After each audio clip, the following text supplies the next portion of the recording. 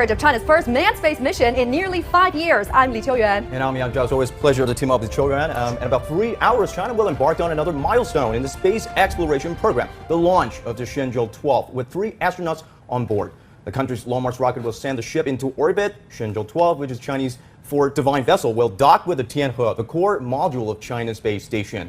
That's right, and the 3 Chinese astronauts, as the first visitors to Tiangong or Heavenly Harmony, will sleep there for 3 months to help build the station. It will become China's 7th manned space mission since the country's first such launch in 2003. Yes, and joining us today in the studio are Xu Yanzong, Director General of Asia Pacific Space Cooperation Organization, and Mr. Yang Jiuquan of China Aerospace Science and Industry Cooperation.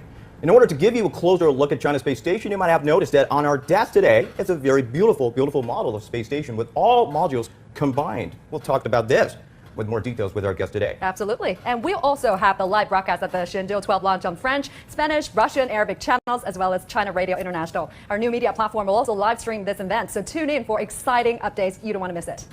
And as operational teams are conducting the final field checks prior to the launch, let's have a look at the main points of the Shenzhou 12 mission. The Shenzhou 12 spaceflight is China's first crewed mission to the Tiangong core module of the country's space station in low Earth orbit. It will blast off from the Jiuquan Satellite Launch Center in northwestern China's Gobi Desert. Bearing it into space will be the latest Long March 2F carrier rocket. On board will be 3 men, selected from the country's first and second batches of astronauts. They will be the first team to be stationed in the Tiangong module, and they will stay there for 3 months before returning to Earth in September. During their time in space, the trio will conduct a series of technical tests, such as repairs and maintenance and adjustments to appliances and payloads. Some of their work will be outside the module, for which they will wear the spacesuits recently delivered by the Tianzhou 2 cargo spaceship. The task for the crew is to verify some key technologies for the space station in orbit.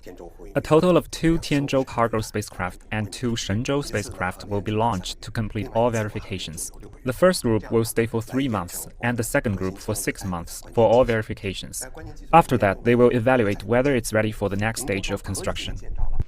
The launch of the Shenzhou 12 crewed vessel will be the third of 11 missions planned by China to complete the construction of its space station by the end of 2022.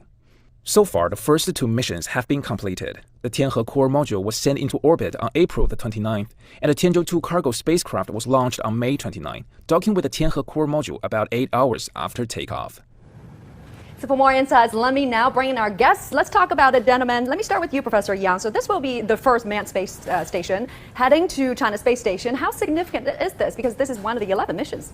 Yes, this Shenzhou 12 mission is very important, very critical for our whole construction of the station. You know that we know that from the Tiangong 1 and the Tiangong 2, together with the Shenzhou 8, Shenzhou 9, and Shenzhou 10 mission, we've already mastered the rendezvous and the docking technology. And also with the Shenzhou 7 mission, we've already mastered EVA technology. All these are very necessary for constructing our space station. But these are not all the technologies necessary for construction of our station. So there are also many new technologies. For instance, our longest duration in space is 1 month on Shenzhou 11 mission. But this time, you know that in the future, after construction of our station, the routinary stay in their station will be half a year. So this will be a long-term residence in space. We must master this technology, either the mechanical issues and other things. So this must be tested. And also, you know that to maintain or operate a station, we must master the technology, a so-called regenerative life support system. This means that the sweat, the urine, and also the carbon dioxide, all these things must be recycled to saving the resources. So this technology is also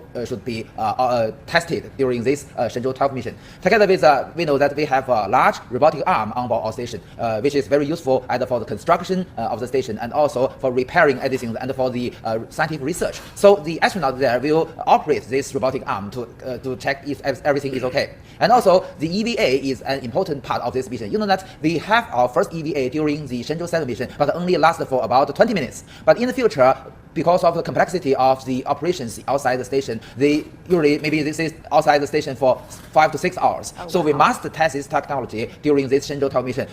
They planned 2 EVA for this mission during their residence in the Tiangong module. So I think all these are very important tasks for them. The EVA, for our viewers who are not familiar with this, is basically spacewalks. Right? Yes, it's the actual vehicular activity. It's the EVA. Lots of breakthroughs, I guess. That's right. So I got a question for Mr. Xu Yanzong. Well, as we mentioned, today's event is going to be a milestone of China's manned space mission.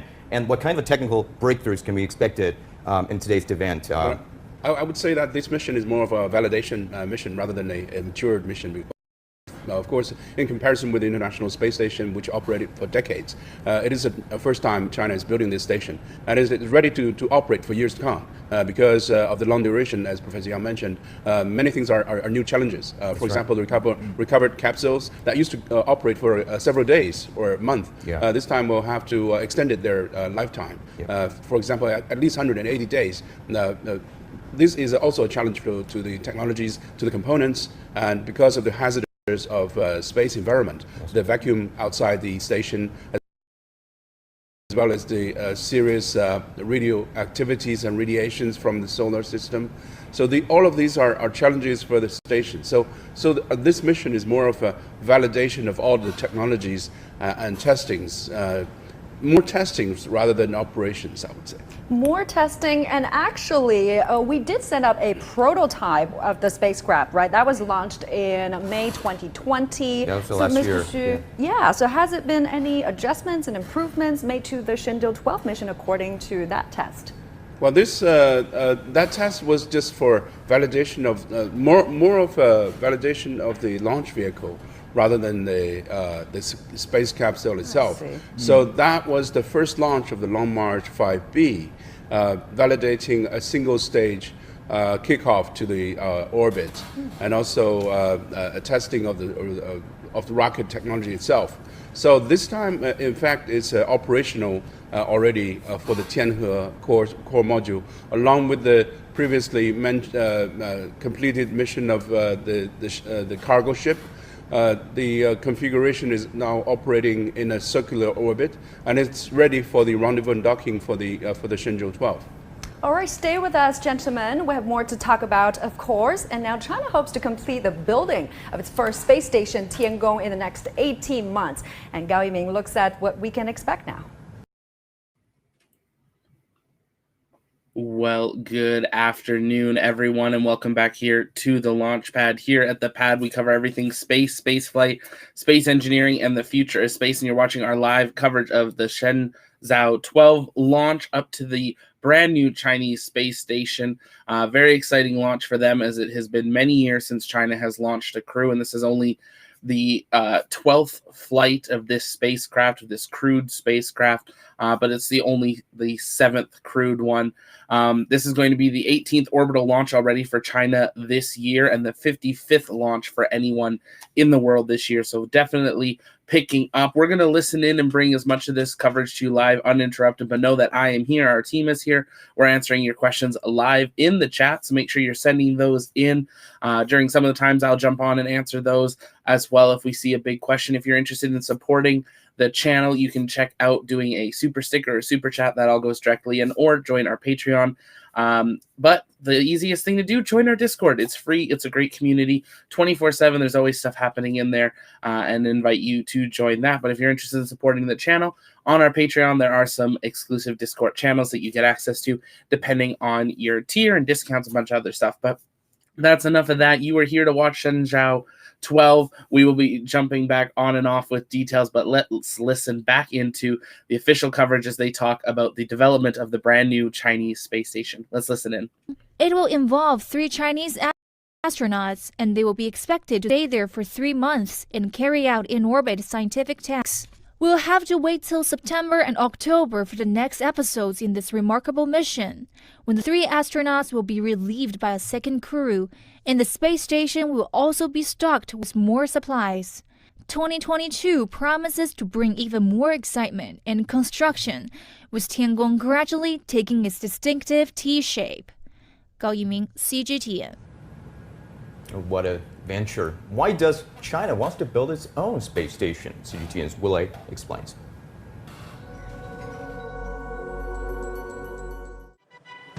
Here on Earth, an apple will fall due to gravity's influence, but in outer space, it floats like this. But how might this apple mutate in a microgravity environment? What might happen when an astronaut eats this apple? China has sent 11 astronauts into space since 2003. During their time in space, the astronauts had carried out a variety of experiments, but their time for each visit was limited. China is aiming to remedy this by building a brand new new space station by the end of 2022, which is expected to remain in space for over 2 years, allowing astronauts who spend time there to engage in longer physical, biological, and cosmological experiments. As for experiments, Chinese scientists are interested in growing plants. These flowers and vegetables were growing from seeds mutated in space. The effects of living in space are also of concern for scientists. Knowing how to guarantee the ability for astronauts to have a healthy long-term stay in space could pave the way for future space travel. China's new space station won't just be for Chinese scientists, but also for global scientists as well.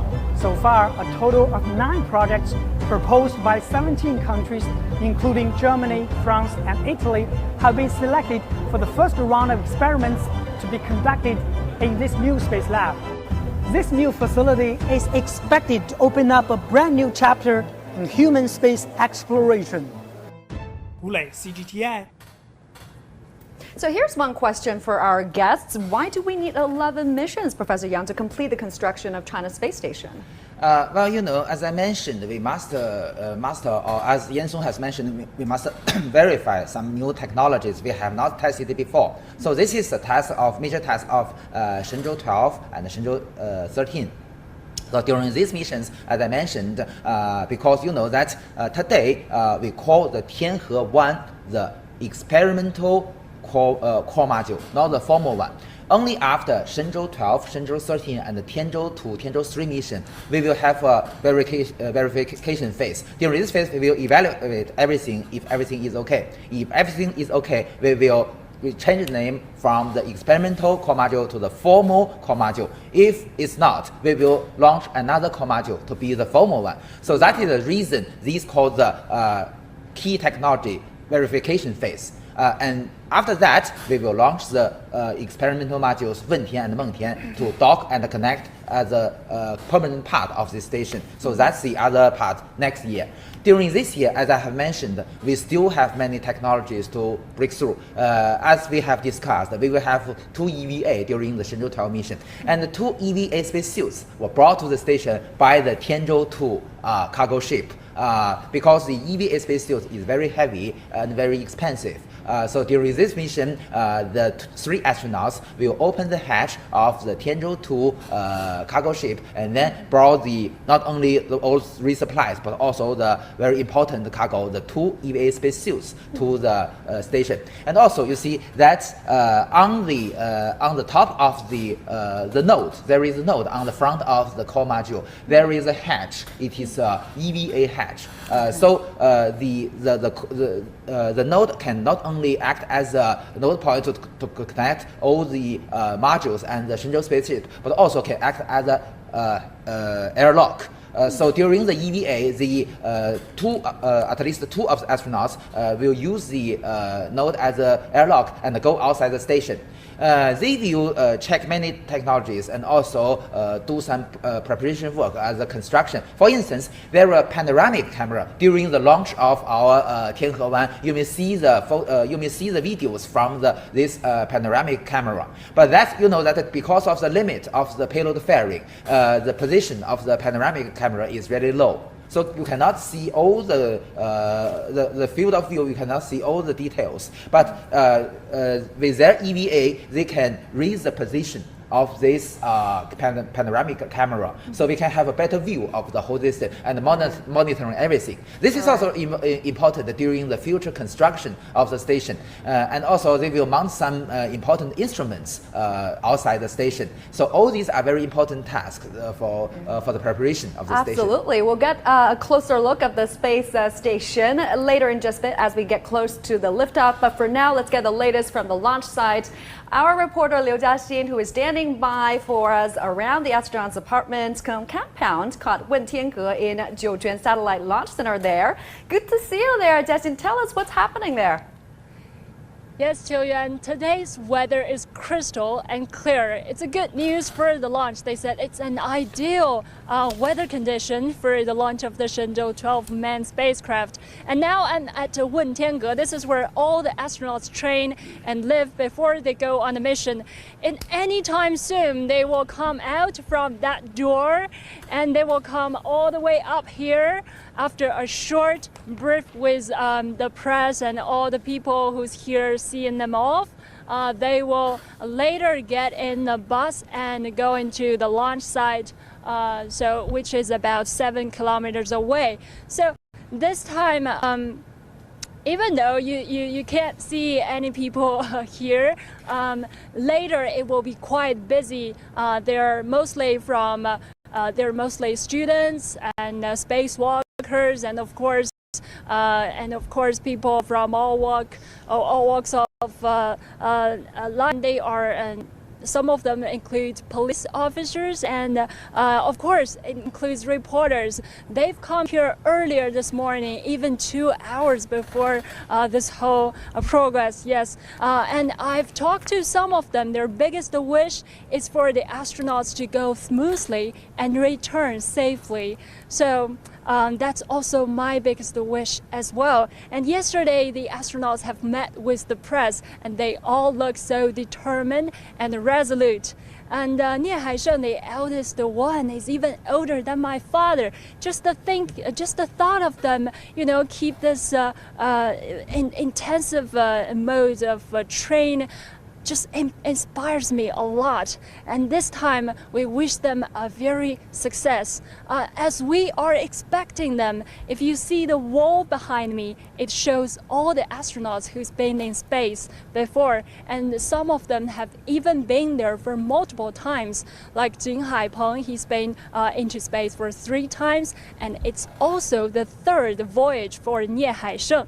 So last time this place has been so busy was about 5 years before, but I'm pretty sure in the next 2 years it will be busier than before with China's upcoming 4 missions of the manned space program. Back to you, Jiuquan. Thanks so much. Exciting stuff. Liu Jiaxing joining us live at the Jiuquan Satellite Launch Center right in front of that Wentianhe, where the astronauts are staying. That's the final stop before they embark on their journey to space, right? That's right. It seems the weather is great today. It's perfect. If you will just tune in with our special coverage on this launch day, if you're listening through the China Radio International, if you're listening through the radio, I can tell you that the weather seems very, very good today. So we are now just standing by for a brief send-off ceremony. The 3 astronauts, as Jiaxing just mentioned, will emerge any moment from now from that building. We're going to take a short break. Don't go away. We'll be right back. Over 400 kilometers above the Earth, China's first space station is waiting to welcome the first astronauts. And now, the countdown begins to the launch of Shenzhou 12 to send a crew to the Tiangong space station. Witness China's latest space mission on CGTN. Now let's turn back to our studio guest, Mr. Shenzhou. I would like to ask this. What is special about today's event? Is Shenzhou 12? What is the difference between Shenzhou 12 and the previous? We got 6 manned space mission, right? What's the difference? We started from Shenzhou 5 that we had Mr. Yang Liwei as the first manned mission, and before that was experimental missions from Shenzhou 1 all the way to Shenzhou 4. That's right. And then it was a 3-stage, what we call a 3-stage manned mission program. The first stage is to make sure that we have a capability of sending a man to outer space and come back safely. And we did that with Shenzhou 5. And starting from Shenzhou 6 all the way to Shenzhou 11, it was more or less of a second stage where we validate more in-orbit operations, like what we mentioned, EVAs, rendezvous dockings, in-orbit fuelings, and many other technologies that we have already validated. And in the same process, we're building also a larger launch vehicle and the capability of sending larger space objects to outer space. Payloads. The Shenzhou, the Long March 5 the modified Long March 5B was able to send objects greater than 5-meter diameter because of the size and fairing. From Shenzhou 5 to 11, they experienced a smaller in-orbit habit spaces. The Shenzhou, the Tianhe was much larger in comparison with previous missions. So Shenzhou 12 is a third stage, which is validation and construction of a Chinese space station. This is based on the competence of sending a man to outer space, and all the technologies we validated from Shenzhou 6 to 11. So that's the difference between this one and the previous one. And also this time you can notice that we're using 3 rockets rather than 1 or 2 to send this station to outer space. We're using Wenchang Satellite Launching Center, Long March 5B, as well as for the... And also 7, the cargo. Yeah, Long March 7 for the cargo, Long March 5B for the core modules, as well as the upcoming 2 modules. So the T-shape will be built by Long March 5B. Cargoes will be completed. The 4 cargo missions will be done by the Long March 7, and 3 man mission will be done by Long March 2F. So 3 rockets, 2 launching sites are working simultaneously to complete the 12 missions that required for the space station. Why don't we take a look at the model we have here on the table? I think we can have a close-up shot for that for our viewers. So Professor Yang, tell us more about these. What are these compartments we are looking at?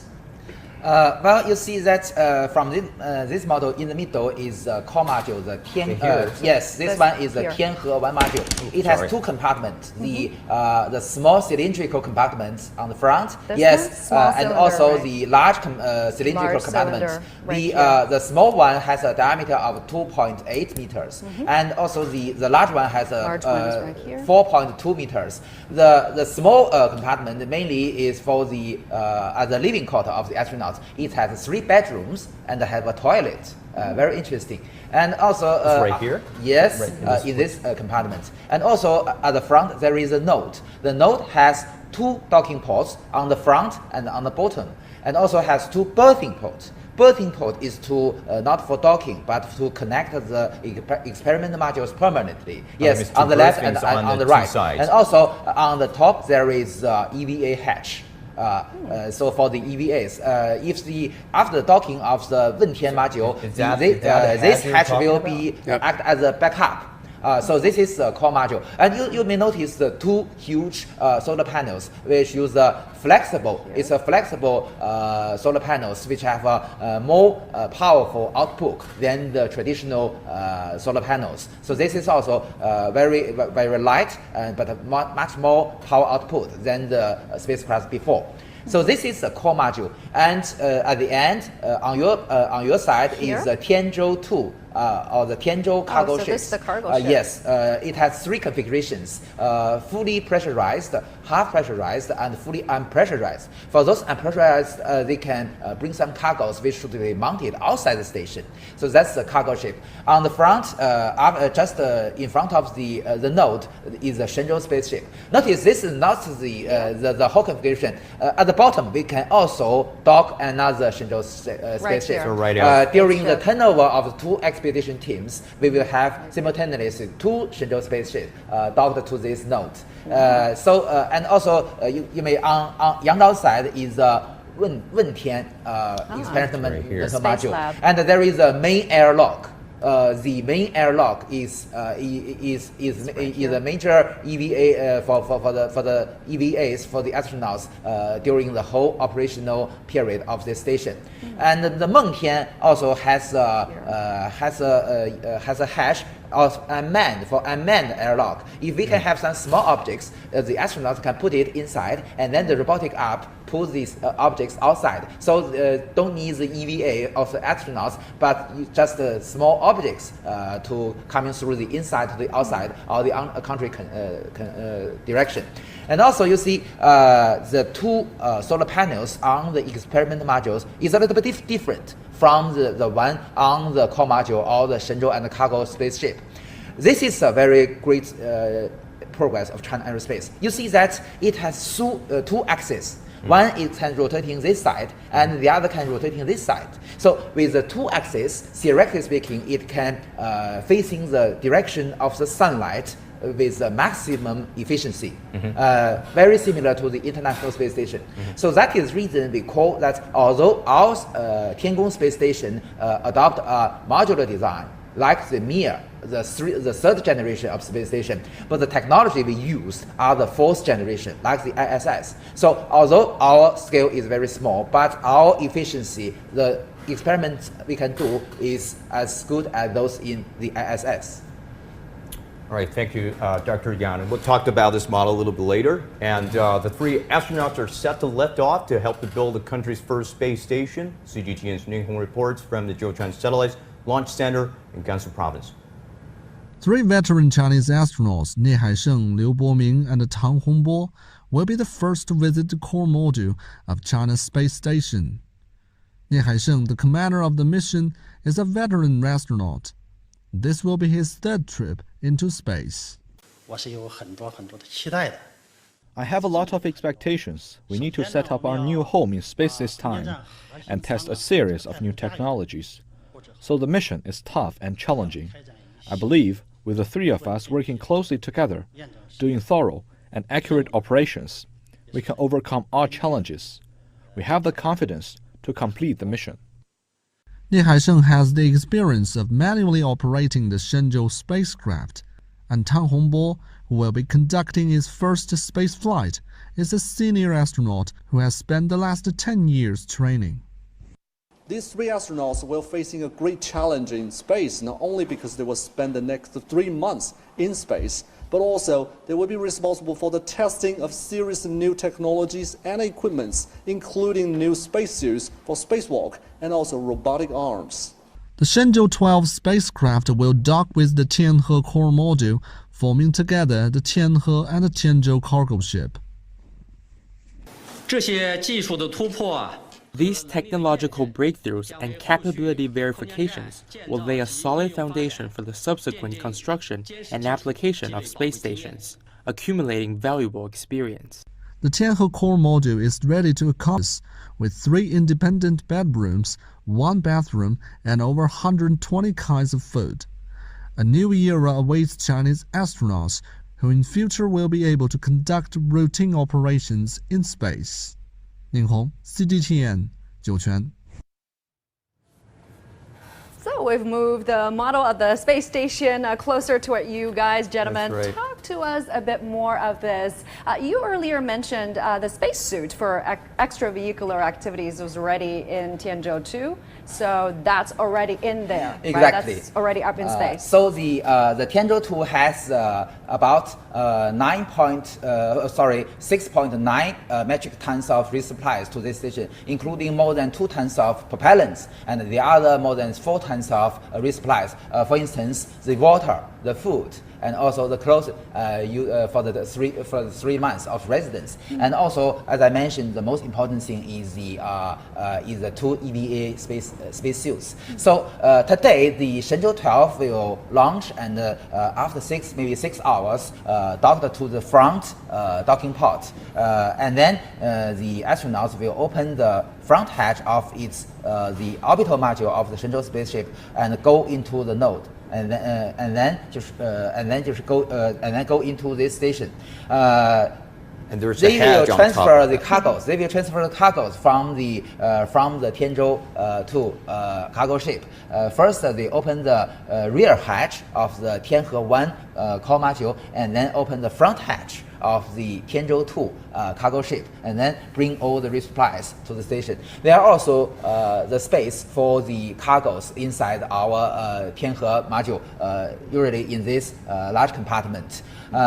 You may notice that this is main robotic arm on this station. It is very interesting. It has multiple connections, and also you may note that on the station there are multiple points, so the robotic arm can connect it to one point and then the other end to the other one, so it can move along the station. This is very interesting. And also you see that in the future there will also a smaller robotic arm on this experimental module. And Looks like we have seen the 3 astronauts. That's the crew of Shenzhou 12 mission emerging from that building of Wentiangge. This is the brief send-off ceremony ahead of the launch.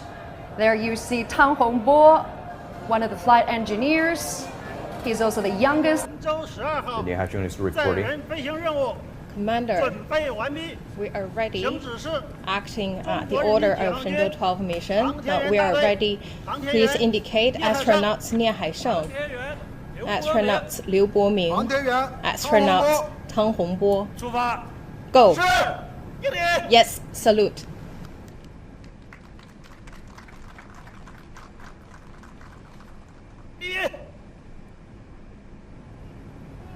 All right, after declaring their mission and given a go-ahead by the commander, the 3 astronauts are now waving to the crowds, posing for the camera for a bit before head off. There you have it, the crew of Shenzhou 12 mission. Well, for more information, with China will launch Nie Haisheng, Liu Boming, and Tang Hongbo into orbit aboard the spacecraft Shenzhou 12 at 9:22 a.m. or 1:22 GMT on June 17th from Jiuquan in northwestern Gansu province. And Shenzhou 12 will be his 3rd space outing and the 2nd for Liu, Mr. Liu, who is 54, and the 1st space outing for Mr. Tang, who's 55. And we also have the backup astronaut for the mission of Thursday. Are Jiuquan 54 and Wang Yaping 41 and Ye Guangfu at 40. And you can hear the loud cheerings from the crowds. I mean, there's no red carpet. This certainly feels like a red carpet event. I mean, lots of love and respect there. They were carrying that small suitcase. I believe that's the portable air conditioning unit. Is that? Yes, that's the ventilation. Because unit. you know that it's very hot inside the EVA spacesuit, so they need a ventilation device and for the cooling the inside. So if how are they going to use that? How are they going to use that? Is there tubes to connect? There are electricity batteries on the box in the box, and there are fans, turbo fences, and which can provide the ventilation for the spacesuit. If they go inside the cabin, the re-entry capsule, they will connect the pipe to the spacecraft. Astronauts now hopping onto that van, which will take them to the launch pad. Big smiles today, confidently getting onto that van. The van is going to take them to the pad. It will take a few minutes for the van to get to the pad. I mean, this is a shared experience that we are enjoying right now as people from the world are watching this mission, and that's wonderful. I mean, it's filling us with joy and pride. That's right. To talk about this, the EVA suits, Mr. Xu, so this is not first time that China's to carry out this outer space. It's not really EVA suit. Oh, that's not the EVA suit. It's just for flight. It's for intravehicular activity. Yes. For launch and IVA spacesuits. It's the IVA suit. There you see the national flag. So the EVA has been stored in the cargo ship right now. Yeah, they're going to you take some time to dress up. So, and notice that if they once they're on board the Shenzhou 12, they'll be quite confined places. So forget about social distancing. Yeah. That's right. They don't have to wear the mask. Yeah. At least from what I can see right or now. helmet. Yeah. And these astronauts, all of them have been trained for more than 6,000 hours, right? Yes. A mix of newcomers, like you mentioned, and also veteran travelers. But why are these 3 being selected? What are the considerations there, Professor? This is very reasonable. You see that this mission is very critical, as I mentioned, for our construction, and also as Yan Suan mentioned, for the verification of the technologies. You see that during the docking, maybe something wrong happened to the automatic docking system, so we need a manual docking. You see that during the Shenzhou 10 mission, Mr. Nie Haisheng, the chief commander of the Shenzhou 10 spaceship, performed the 2nd manual docking, which is a very perfect one, docked with the Tiangong 1 target vehicle. So this time, if anything wrong happened, theoretically speaking, all these 3 astronauts were trained for the manual docking. But you know that Mr. Nie Haisheng has the experience during the Shenzhou 10 mission, so he is more probably, if we need the manual docking, he will do it. Yeah. And also, This is, sorry to interrupt, that was a great view. Oh, there you see the motorcade and the minivan taking the astronauts out to the pad. people there on the street. This is a great view of That's the right, Wentianke. This is the place where astronauts work and live at the launch site It's hard to believe it's in the middle of desert, a Gobi desert, right? Yeah. So they really put some efforts there to make this environment comfortable for the astronauts before takeoff. And the astronauts conduct their final training and preparations there. They moved into the building about a week ago. Around the same time, the rocket leaves assembly building and being moved to the launch pad. And the crew lived there at a 3-bedroom suite. And before heading out, it's kind of a tradition that they sign on the door, but now I've learned that they changed it to signing aboard, so I'm guessing they did that too. I mean, their apartments in space is better than mine on the Earth, I thought. They have this, they have private room, they have private space. Yeah, for them they to each sleep. have one room. They have a bigger living room. Staying Wi-Fi, together. everything. Network a bit. Even have their own spaceship. Yeah, they got their own spaceship.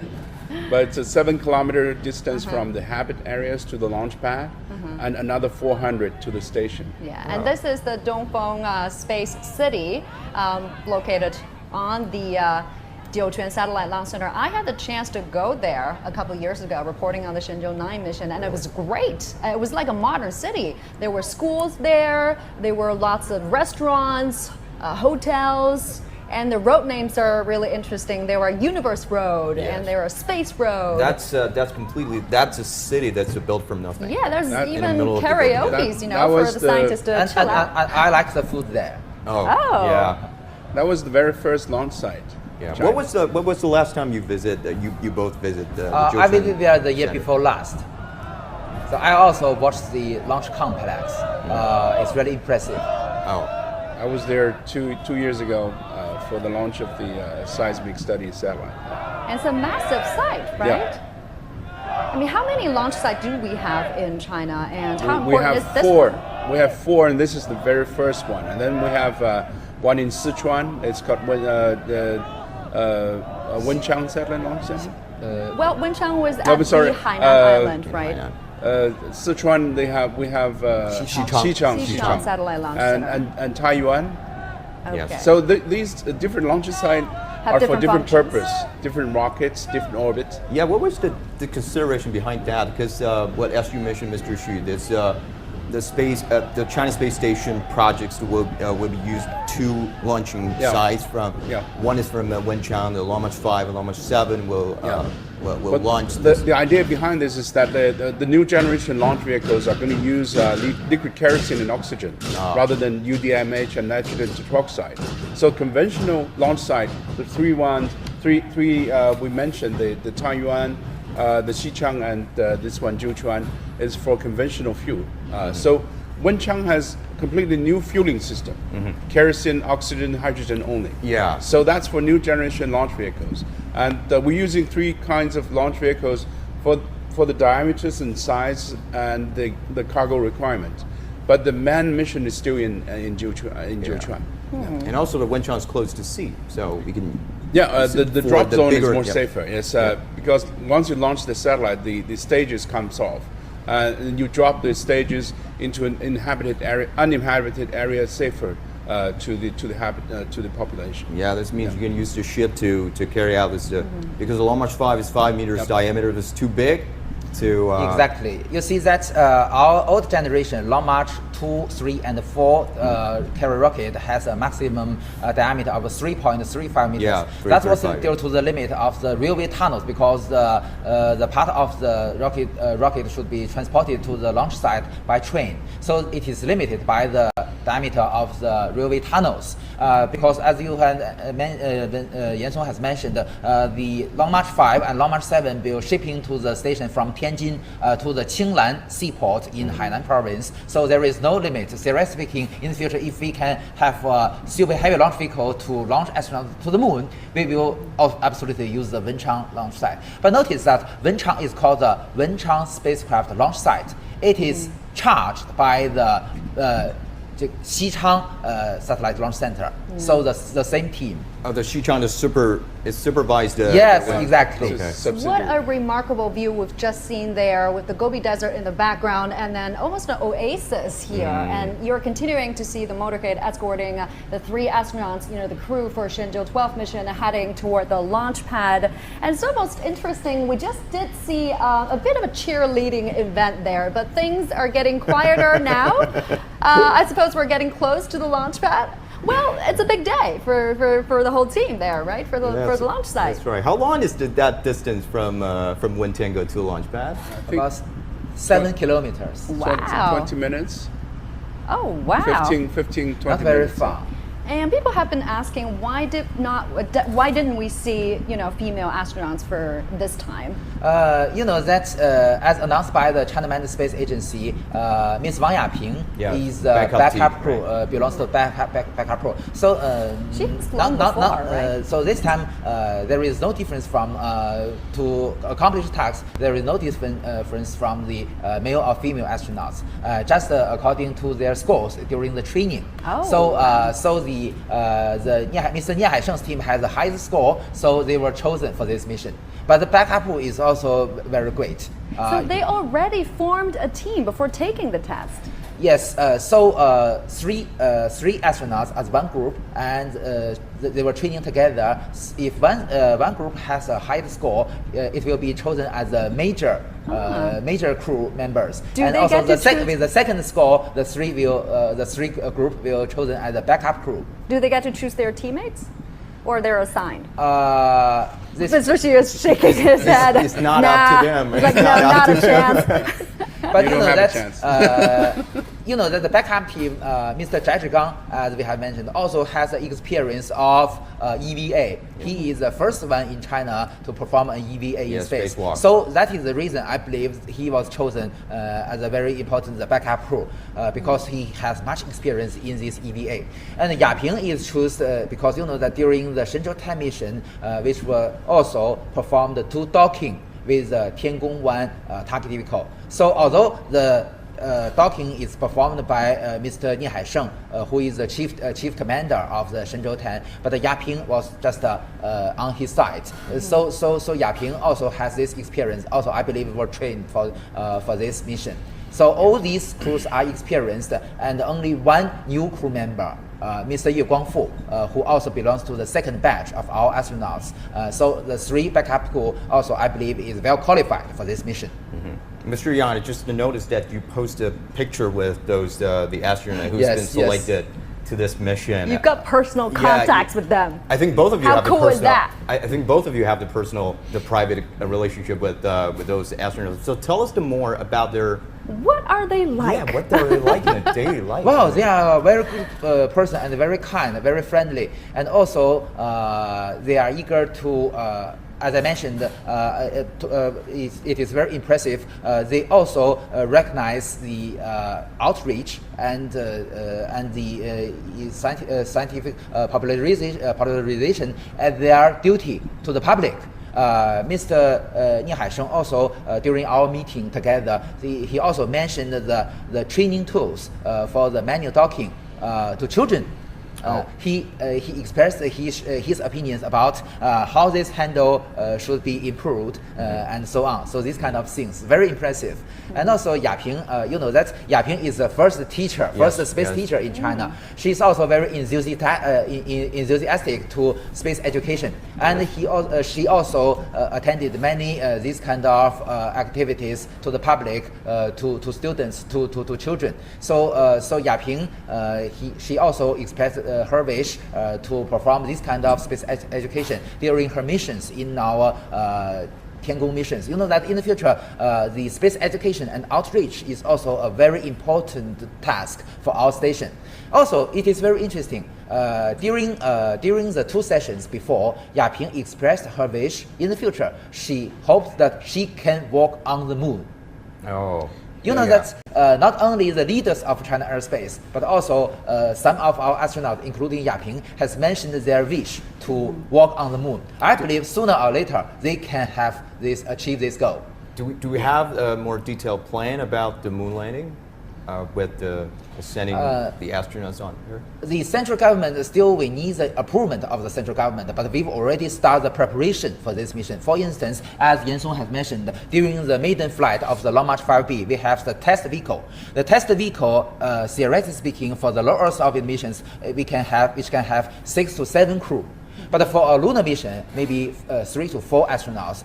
This new generation spaceship is designed for the lunar missions. You know that during this the test flight, it raised its orbit with its own engine to apogee about 3,000 kilometers to simulate the re-entry like the spaceship from the moon. So this is a very good preparation for the future mission, although it is a test vehicle, a prototype as you mentioned, not the final version, but still it is a first step. And also you know that for going to the moon, the Long March 5 is not big enough, so we need a super heavy launch vehicle. The you know that going to be Long March 9. Yeah, maybe Long March 9. It has already exhibited in windows of our cask and casket. So Long March 9, we've already do some preparation. For instance, the 510 level thrust big rocket engines. We've already testing many necessary technologies for these rocket engines. So this, I believe that sooner or later we can have these potential lunar missions. And as we speak, the 3 astronauts, they're on their way to the launch pad. And if you're just joining us, you're watching our special coverage of the Shenzhou 12 mission. The Long March 2F rocket carrying the Shenzhou 12 mission will lift off at the time of 9:22 Beijing time. And when that happens, we are going to bring it live to you all the way through. And I'm just wondering, you know, sitting on that van, when do you think the astronaut got up this morning? Did they have breakfast? Maybe earlier than us. What was it like in the morning of the big day? Maybe earlier than us, because they have to suit up. They have to suit up. And before suit up, they have to do a complete health check and complete all personal things. I think probably 3 o'clock, 3:30. They got up. Yeah, yesterday I was told that they would get up at 3. Yeah. So 3 a.m. 3 a.m. And they've already put on the suit. After they put on the suit, do they get to go to the bathroom, or they have put on They have diapers? to do the bathroom thing first. And they're going to have a very long day. Yeah. And also they should have diaper. But this diaper is specially designed, much more high performance than the diaper we use daily. High capacity diaper. But actually, the diaper today, the baby diaper was the firstly used by astronauts. So the astronauts look at the launch tower. Yeah. But you cannot see the rocket at the time, right? Because that's enclosed in that steel structure, the blue steel structure. But as we get close to the launch, the retractable platform on that umbilical tower is going to open up, releasing the rocket. Then you can see the full view of the launch vehicle. Well, the launch pad has something very special. It has a lift go up, but it has a tube to go down. It's like a garbage tube. About that. Yeah, they do have the white one. If you're looking at this video, and you can see this, there is the white line on the left side. That's its escape route. No, escape route is just inside. It's like it's a garbage tube, but it's inside is with rubber. So if there's, in case of emergency, you know, they have a bunker underneath. Yeah. So so that's an emergency escape system. The rocket itself, as well as the launch pad, is designed for safety. On the launch pad, you have the escape tube, but during the launch, you have the escape tower on the top, and then in orbit, you have also recovered capsule. So that recent incident from Russia was 100 kilometers altitude, but they escaped safely. So they have arrived. So the crew arriving at the launch tower, they see the tube right there. You can see the Gobi Desert on back of on the. Yeah, a fantastic view. There, the astronauts will hop on an elevator, which will take them up to the 9th floor. I guess that is the floor where they will get into the spacecraft. But they will get into the spacecraft through the orbital module, right? They will go inside the Shenzhou spacecraft from the side hatch of the orbital module. And then you know that they will go down to the re-entry capsule. capsule. So and then the hatch of the side module will be sealed. And as Yan has mentioned, during this phase, if anything wrong happened to the launch vehicle, they will use the emergency escape system. And for those of you who are wondering, it won't be a free fall. There are resistance material inside that too, so that they will, slide down safely and arrive into the bunker. And Launch 2F is the tallest rocket in the Launch family. It's got like 58 meters high. 58 just meters, because impressive. they have the extra height of that escape tower. The escape tower on top of the fairing. Yeah. When this whole structure open up and you we can can see get a this, clear you can view. get a clear view. There you see the crew getting out of the van, waving to the crowds, big smiles on their face. Nie Haisheng leading the team, followed by flight engineers Liu Boming and Tang Hongbo. Let's listen in.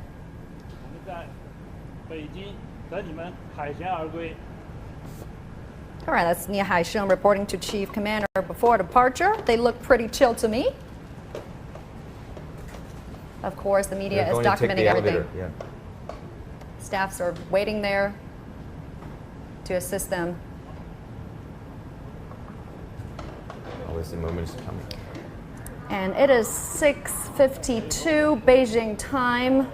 And our launching window is 9:22. That means they're going to stay there for quite a long time. Quite a long time, two and a half hours. They have performed multiple check-ins. Yeah, what they have to do during this period of time? So when they get into the cabin, they should check the air tightness of their spaceship. You know that disaster happened before during the former Soviet Union, the Soyuz 11 missions. During the re-entry, because the 3 astronauts had not wearing IVA space suits, because a valve have some malfunction, the pressure lowering down to almost vacuum condition, and the 3 astronauts died during this course. So this is after this mission, all the spaceship, including those for the former Soviet Union and the U.S., all during the launch and during the landing, they must wearing the IVA space suits. But for the IVA space suits, if we want it to work properly, we must check if the airtight sealings is properly done. So this must be checked. And also they must check the many parameters of the spaceship, including those for the emergency escape and for the handling operation of the spaceship. So they must check everything. That need time. And also, the astronauts stays there. After they complete the checkings, they have to do a hands-off thing because it's a rocket launch rather than an astronaut operation. So the rocket has to be unlocked and filled and checked and launched. So they're waiting basically for the launch vehicle to be ready. So they also complete their checking and they do a like a hands-off thing and wait for the launch to happen. Yes, this Long March 2F rocket is called human-rated launch vehicle, which means it's qualified to carrying humans into space. Which is the only one. In the future, Long March 7 is also potentially, hopefully, to become a second human-rated launch vehicle for China for the new generation's spaceship. So at that era, we can send 6 to 7 astronauts to our station, with only one launch. But for the moon missions, we need bigger ones. This Long March 2F, the reliability of this launch vehicle is 0.97 or 97%. You know that this is not enough, safe enough for astronauts because. I'm sorry. There you see the crew entering the small area where they can get access to the spacecraft, sitting on the chairs, patiently waiting. What kind of final checks up would they go through here? Yeah, the ground staff will check, as Yan has mentioned, their medical parameters, their health condition, and also some instruments on their spaceship. And they will help them to get inside because you know that the hatch is very small. The ground staff will help them to go inside, especially protect their helmet. Not to be clapped with the side of the hatch. So this is very important to ensure their safety. And I believe at this current stage, the ground staff is still inside the Shenzhou spaceship to check everything. Okay. Right. You said We are seeing staff wearing different colors of uniform, some in blue, some in white. Mr. Xu, what are their jobs?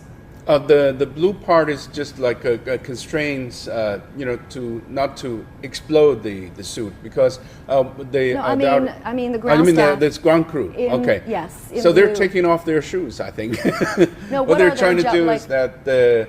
Are they engineers? Are they rocket scientists? Because no, they're just like a servant to the astronauts, like valets to help them, personal valets. Get into the spacecraft. Yeah.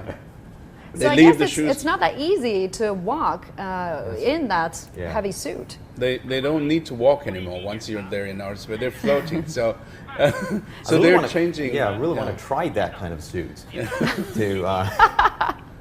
Without training, it's very difficult for you to vary it. Very difficult. Yeah. Yes, you must have some training. Oh yeah, to get into the suit? Exactly. You cannot even put on your shoes by yourself. You have to, you need help from others. So that inside still there are ventilation pipes for the cooling. Yeah. Because it's airtight ceiling, so if we don't have a ventilation system, it will be very hot.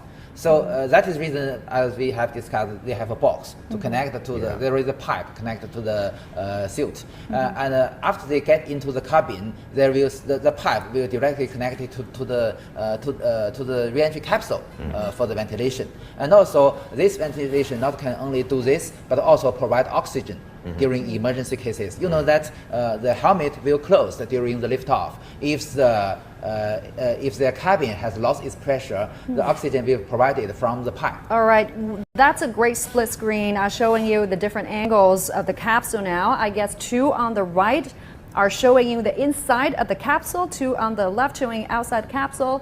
And I think the upper right one where you are seeing, it's the area behind the 3 seats in the returning capsule. And the hole right there is the hatch connecting the returning capsule to the service capsule. Exactly. You see that on the top left is the camera towards the side hatch. That's the entrance. Yes, the entrance. Actually speaking, on the orbital module, the side hatch. So the 3 astronauts go one by one into this first into this hatch, and then go down to the re-entry capsule. You can see there's a slide that they will slide the astronauts in. Slide down. Yeah. And as we speak, how many ground staffs are there approximately at the launch tower, and when will they leave the launch tower?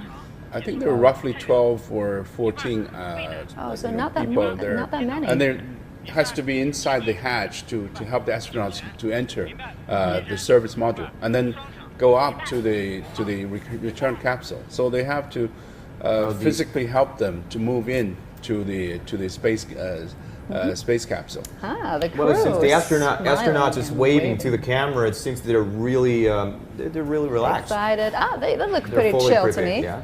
Yeah, so, and then the crew has to leave at the about 20 minutes or half an hour before the launch it's happening.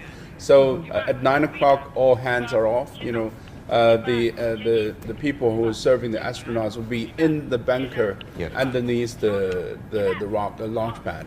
So they will not go to the habited areas there or the control center. They will just stay there just in case anything happens. Also, talk to us a bit more about this split screen. We've just talked about the upper left and upper right.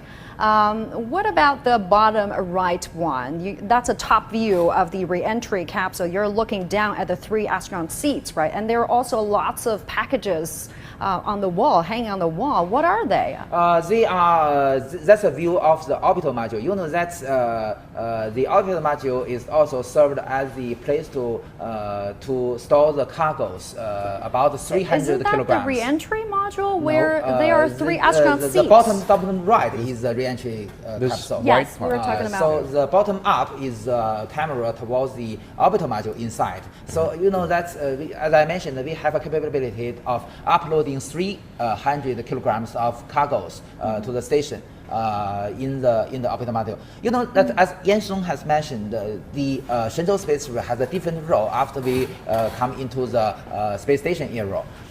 During the Shenzhou 5 and the Shenzhou 6 mission, it is act as performing scientific research, scientific experiments. But for a mission to the station, it is just a transportation vehicle. So the orbital module can use to store some cargoes, including some time-sensitive materials, because you know that we need a very short time. For instance, if in the future maybe some animals for testing during the station. So this is fit because we can just put it in just several hours before the launch. So this is very necessary. And also, you know that there are also some food and supplies. You know, in emergency cases, which if the Shenzhou space cannot dock with the station, they should go back. But maybe they need time, maybe several days. So the astronaut also needs this kind of supplies. Well, let me clarify this. So the astronaut their seats are in the re-entry capsule. Exactly. 3 seats. They got 3 seats in there. They're going to sit there. But if something happened, do they need to climb up to the escaping tower, or is it? No.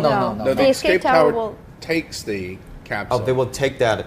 Yeah. Basically, that works to pull the capsule far enough away from the rocket. Yes, to ensure exactly. the parachute. You know that the Shenzhou space has 3 parts: the orbital module, the re-entry capsule, and the propulsion module. And during the emergency case, the connection between the re-entry capsule and the propulsion module will be cut off. Mm-hmm. And the emergency escape system lift off from the rocket and then take the orbital module and the re-entry capsule away from the rocket. Okay, so this escaping tower is the only parts to provide the thrust for the re-entry modules to get away from. And the requirement to the emergency escape system is that even if on the launch pad, on the launch complex, they could blast off. Could blast off and to a very high altitude. Safe for deploy the parachute. With the core rocket still standing there. Yes. So this too happened during the launch of the former Soviet Union's Soyuz spaceship. You could hear from... All right, the flight commander is about to slide in the spacecraft. Again, he will be entering the orbiting module, and then from there he will enter the re-entry module and take his seat. You may notice they need help of the ground staff. Yes, and another staff inside the capsule assisting him as well. This is a view from the orbital module. Okay. To pull his legs. And we should interview this person. And what was the words the astronaut talked to, because right before launch. Yeah, he is the last person who talked. This astronaut talked to. Well, the flight commanders will talk to him in comms. There you see the flight commander Nie Hai-sheng descending into the re-entry module, about to take his seat. I believe this is not Nie Hai-sheng. So let's see who is. I think Nie Hai-sheng is going to be the last one to get into that. Probably. Well, he will either be Liu Boming or Tang Hongbo, right? It's based on their sitting position. You know, they have to sit on side, and so the commander will sit in the middle. In the middle. Yeah. So we'll wait to see. So we he will get be the a last clear one to look. go inside. Will their families be watching? I believe so. Will they be watching at the launch site? I believe maybe it is a tradition that their family, their relatives will go to see the launch, to watch the launch. Or because of the communications, as you have heard from background, there are checks and checks because the number of stations that is doing the telemetry tracking and control, TT&C, and that's lied along with the launch track.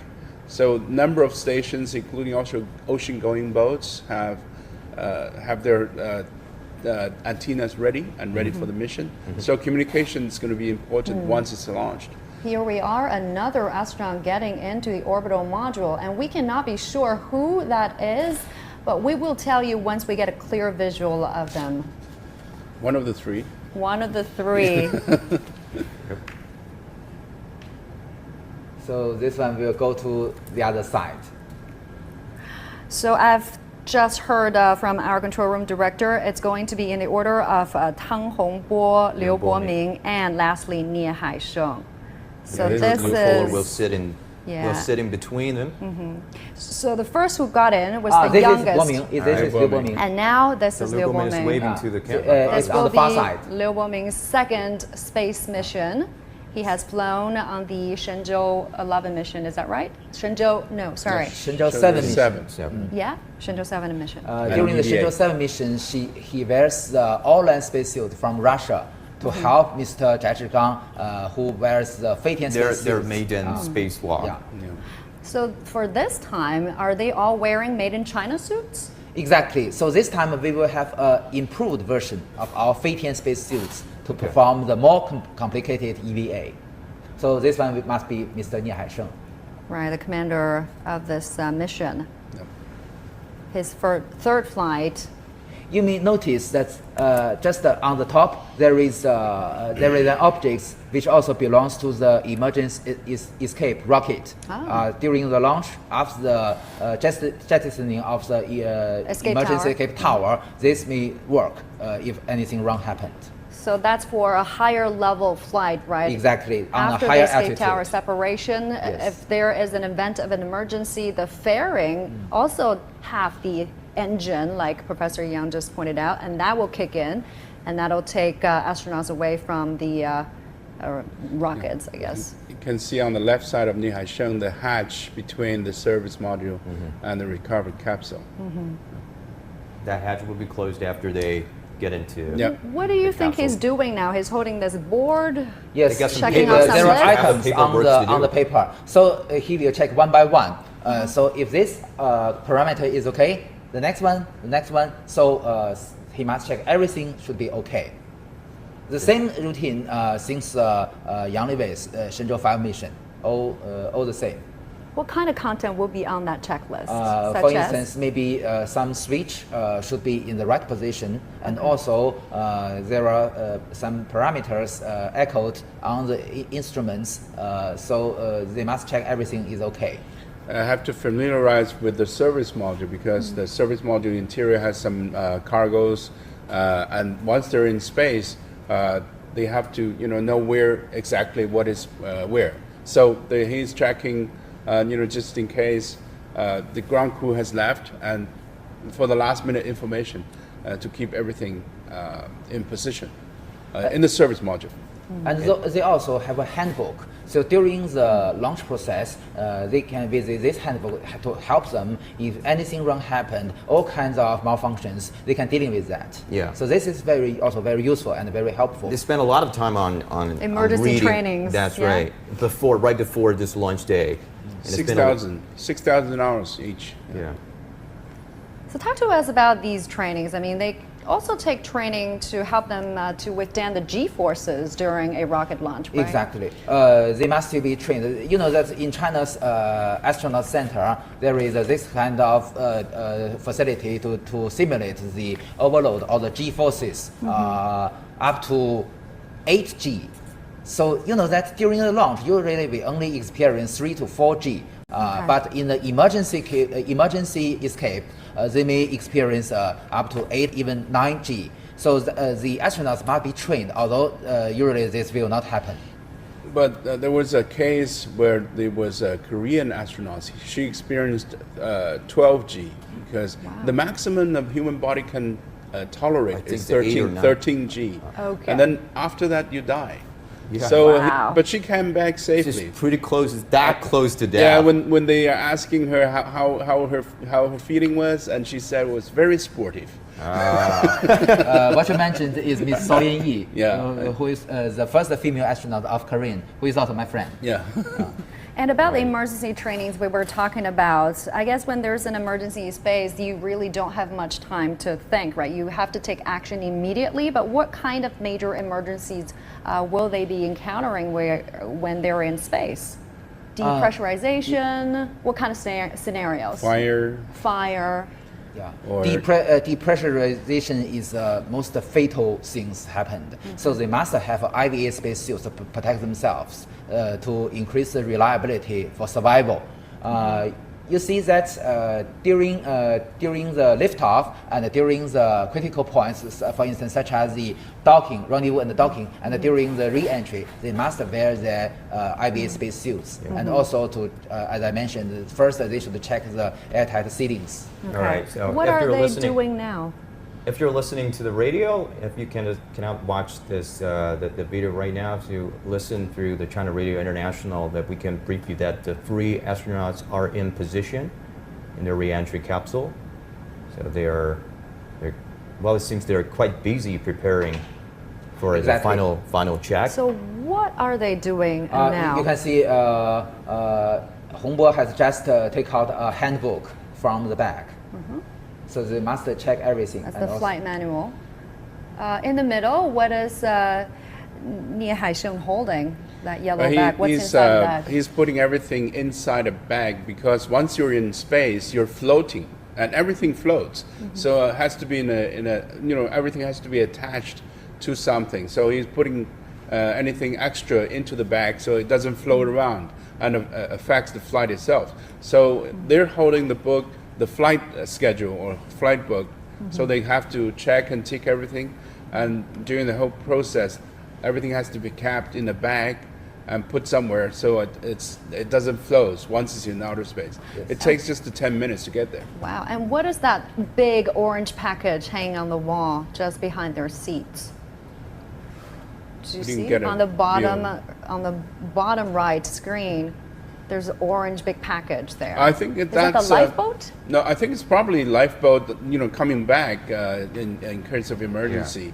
Lifeboat or a parachute, something like that. I mean, if you're landing on the sea. There are some resupplies. For instance, in some special cases, maybe you cannot go into the orbital module. Most of the food are stored in the orbital module. So during the liftoff, usually they should also store a little small amount of food, water inside the re-entry capsule, in case for instance, if the hatch have some malfunction, they cannot open it, or something wrong happened to the orbital module, for instance, such as depressurization. So they must have something inside this, and also that they even have a pistol, they even have a gun. In the they're about where that during the emergency escape, they may land it anywhere. Maybe in the forest, maybe in the grassland. So maybe there are wild animals. They must protect themselves. And also there are some echoes for the rescue teams to find them more easily. I think that kind of emergency happened to the U.S. Russian, yes, especially during the Walkout 2 mission. After the first EVA by Leonov, Mr. Belayev and Leonov landed to an unpredicted site, and no one can find them. So they must protect themselves, even with the gun. But it's been said that new technologies has been added to the spacecraft to make sure that they have a more precise landing spot. Yes, it also has positioning device such as our Beidou receiver and so on. So they can send the signals to show the ground rescue team where they are. And one thing to notice is that this time they have changed the landing site. That's right. It used to be in Inner Mongolia. It's still in Inner Mongolia, but it's the proximity is closer to the launch site. To the launch site. So the logistic is easier. Otherwise, it takes a long time for a rescue team to go there, and you have to search it with helicopters and everything. But with the new landing site, probably it's much easier to receive the signals. The radio beacons and everything, and the rescue team can get there easily and provide better logistic and safety. And that is also a very critical mission for this time to verify this re-entry site. This is going to be their first time to use that? Yeah, it's the first time they're going to use the first the new landing site, and that also requires a lot of control in orbit, and also a lot of TT&C and telescope, let's say, and all the facilities that you need to guarantee a safe landing. And you're watching what Yan Song has mentioned is called Dongfeng landing site. Yeah, Dongfeng not landing the site. Sizhiwang banner landing site this time. So this is the first time we use at that. the Jiuquan launch center, right? And also it is very interesting that that this is Shenzhou 12 mission. the Shenzhou 13 mission, the Shenzhou 13 spaceship, and the it's already Long March there. 2F I think it's already Y13 will use as a backup for emergency rescue.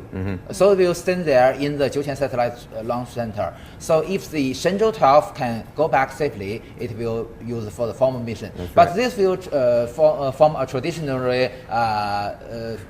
procedure in the future that the next mission, the next spaceship and the launch vehicle will act as a rescue for the former ones. And it is 7:15 a.m. Beijing time. We are a little bit more than 2 hours away from the final liftoff. Yeah. The rocket is scheduled to lift out at 9:22 Beijing time. But how is that launch window being chosen? I mean, how much error in time is considered acceptable? How much is not? 1 second. 1 second. The launch is called a zero launch window. The reason is that that our Tianhe 1 and the Tianzhou 2 combination is orbiting the Earth with a speed more than 7.8 kilometers per second, very fast.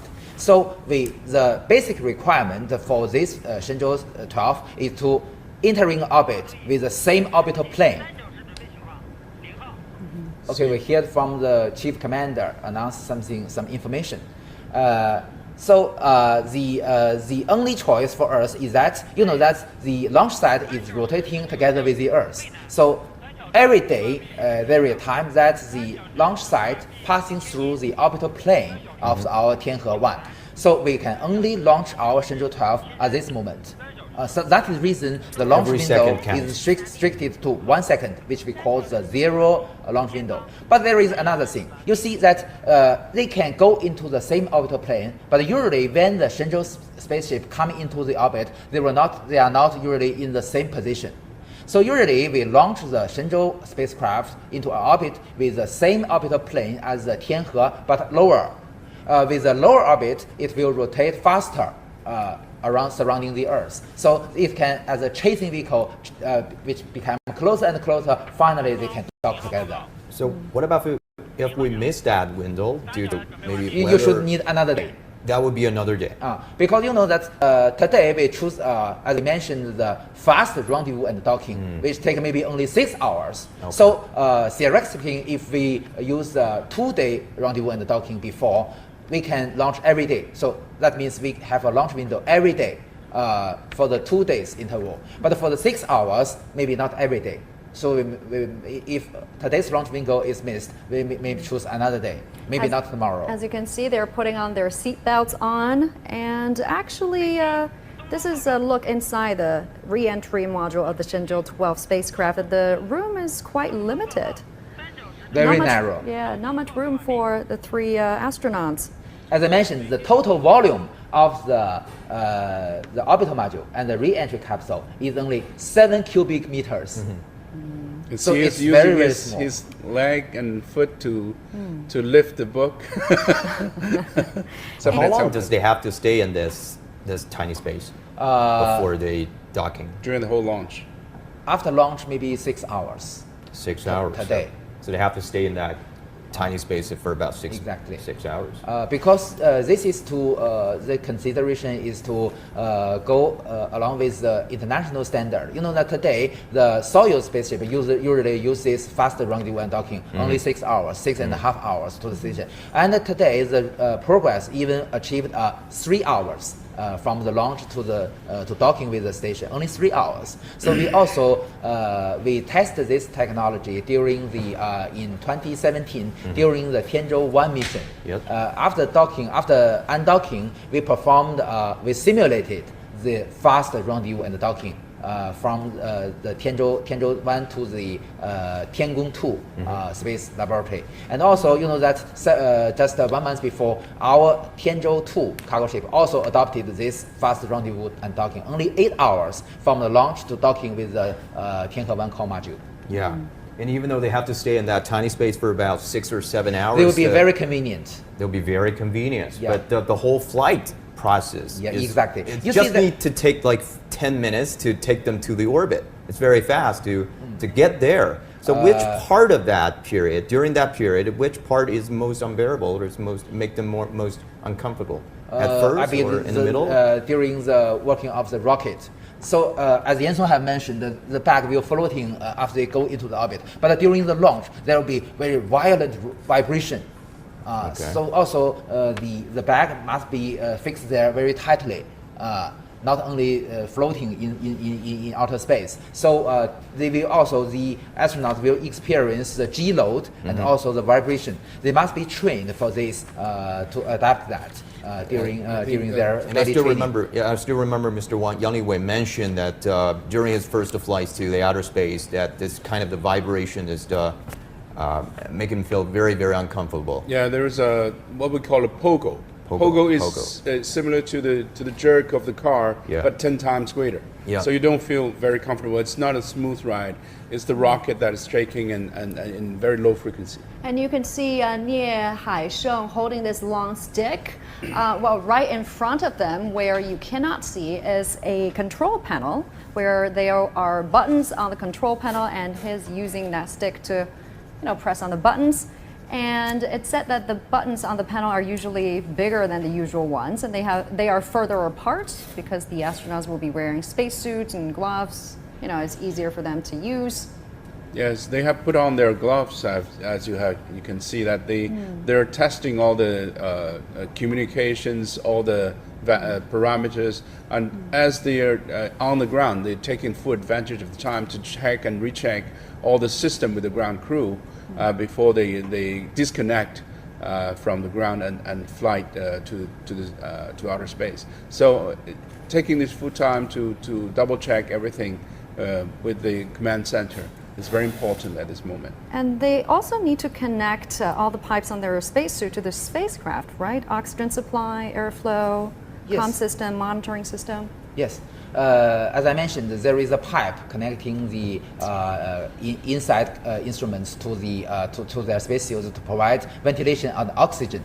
And that because of the vibration I mentioned, so they must be fixed on the seat very tightly. It is T-minus 2 hours, 2 hours prior to liftoff.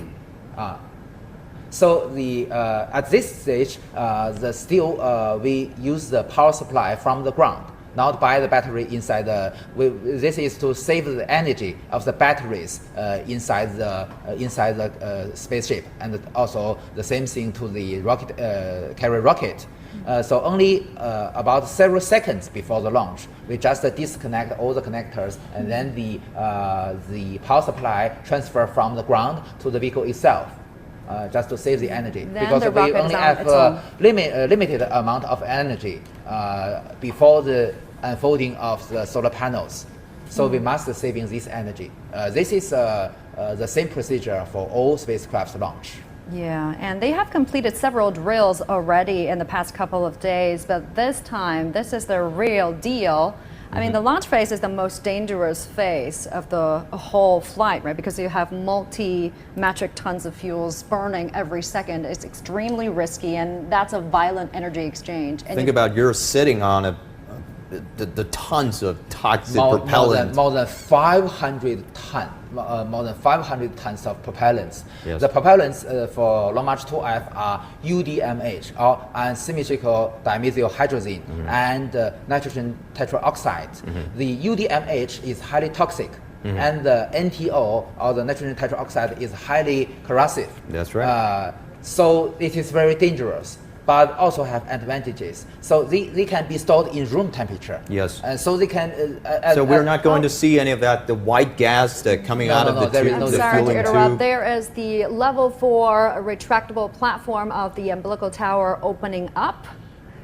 Soon you will. There is the escape tower. I got the view of the escaping tower already. On top of the fairing. Looks like a mini rocket. Well, I say it's mini, but it's 8 meters long. It's taller than me, but compared to the Long March rocket, it's tiny. It is the mini rockets, but with 6 solid motors.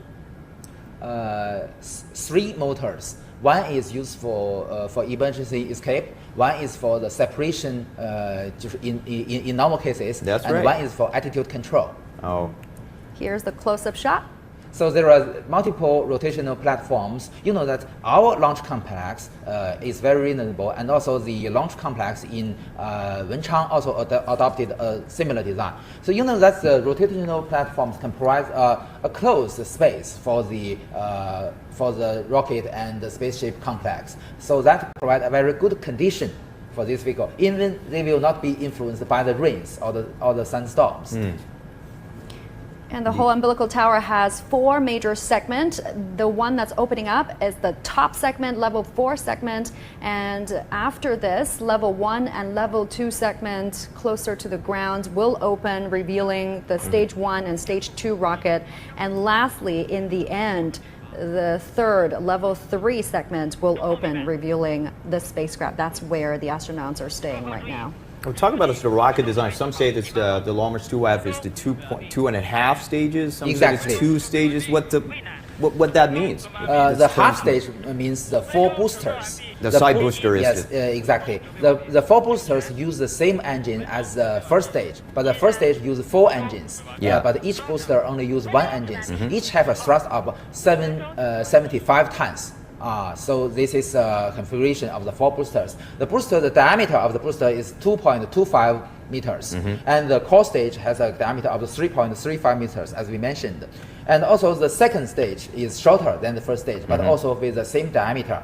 It uses the engine is the same as the first stage, but it is a vacuum version, which means that the nozzle is bigger, and the what we call the specific impulse is higher than the first stage. Yes. So it will work much longer than the first stage. So that is the reason, because of the 4 boosters, we call it a 2.5 stage rocket.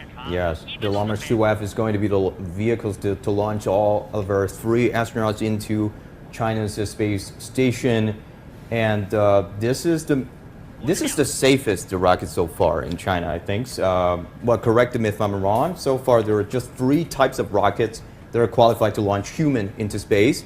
The Russia's Soyuz that Mr. Yang has mentioned, and China's Long March 2F, and SpaceX's Falcon 9. Yeah.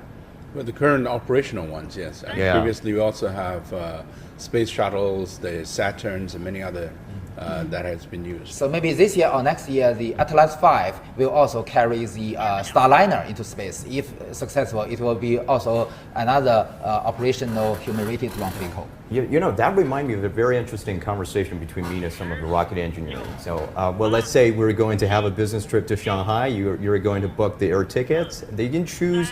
We're hearing a countdown. That's a rehearsal. That's a rehearsal.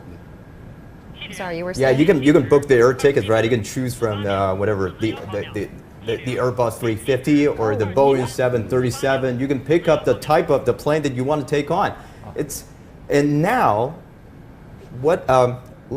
Let me ask you this, Chouyang. If you were going to space, what type of the rocket are you going to pick up from the Long March family? There is about what? 10 rockets to choose? Really? Isn't this the only one rocket that can carry men to space, the Long March 2F? So far it is.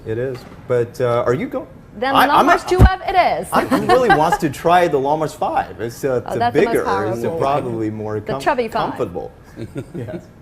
But from our professional field, still we need much more improvement to change it to a human-rated launch vehicle. You know, in the Long March 2F, there is a very special system called a malfunction detection system. This is unique, not on the other launch vehicles. For this, if we can test anything wrong, because the software is very, very complex. It monitors everything, and if anything happened, will ignite the emergency escape system.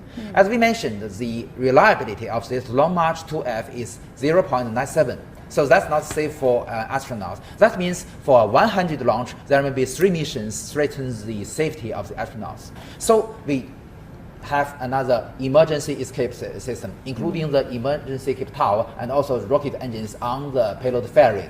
With this help, we can raise the reliability to 0.997. Which means for 1,000 launch, only 3 cases may threaten the safety of the astronauts. So that will be safe enough for the human beings. So that's the reason we call this a human-rated launch vehicle with the help of the malfunction detection system and the emergency escape system.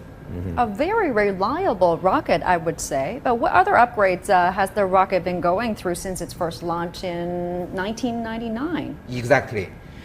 It is very interesting that, that Shenzhou 1 is not a formal model. It is an engineering model because that we want to check the Long March 2F rocket. So as Yansen has mentioned, during the Long March 5 launch, we tested the prototype of a new generation. So it is a similar thing happened to the Shenzhou 1. Usually the Shenzhou 1 is originally the engineering model, not prepared for formal flight. But during that mission, it's changed to we can recognize as a piggyback payload for the Long March 2F. But that's also a very successful mission.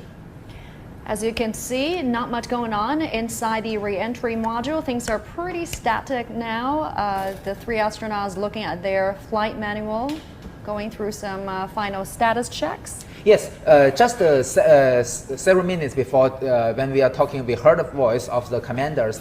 They just performed preliminary training, simulates the liftoff process. When we heard the sound, that's maybe the last simulation before the launch. We often see this kind of things during the launch of Shenzhou 7 and the Shenzhou 8 missions. Less than 2 hours away from a final liftoff. Even a Long March 2F is the most reliable rocket type so far. Well, Mr. Yang, you just mentioned it will be replaced by the Long March 7 in the future? In the future, that's or are they going to use it at the same time? The new generation of our new generation spaceship has two versions. One for low Earth orbit missions, yes. Which has a mass about 13 to 14 tons, which can be launched by Long March 7. So that spaceship can bring 6 astronauts into our Tiangong space station. Maybe in the future we can do this. And also, as I mentioned, another version we'll use for the potential human missions to the moon, but need a bigger rocket. So what Yang is talking about is a new generation capsule, larger than the Shenzhou capsule, capable of sending 6 at the same time. So this one is 3 per time. So in the future we have a larger crewed capsule. There you see the escape tower right there. I mean, this kind of board system is usually controlled by a combination of automatic rocket failure detection, like Professor Yang just mentioned, and also a manual activation for crew commanders to use. But there is also another type of a board system, the good old ejection seat, like used in the military aircraft. In this case, there is another task for the ground staff. After the closing the hatch of the orbital module, they also have a panel to seal the payload fairing. After this, if anything wrong happens, they must use the emergency escape system, even if it is still stand on the launch pad. Yes. So as I mentioned, the same thing happened during 1980s when the former Soviet Union want to send a spacecraft to the Salyut 7 space station. There is something wrong happened to the rocket. So the emergency escape just takes the ship out from the rocket and safely landed several kilometers away. I can still remember the astronauts. Later, he joined the mission in the Mir station and stayed there for 1 year. So you can see the opening of the umbilical hatch, because once you arm the escape tower, you have to clear the way. So that's probably one signal that they have armed the escape tower, and it's ready for that escape tower to work. And I also learned that these astronauts have to also get trained underwater, right? What's that for? To simulate the micro gravity environment, because this time the mission is more challenging. It's not just staying inside the capsule or just do a space flight or just wave flags.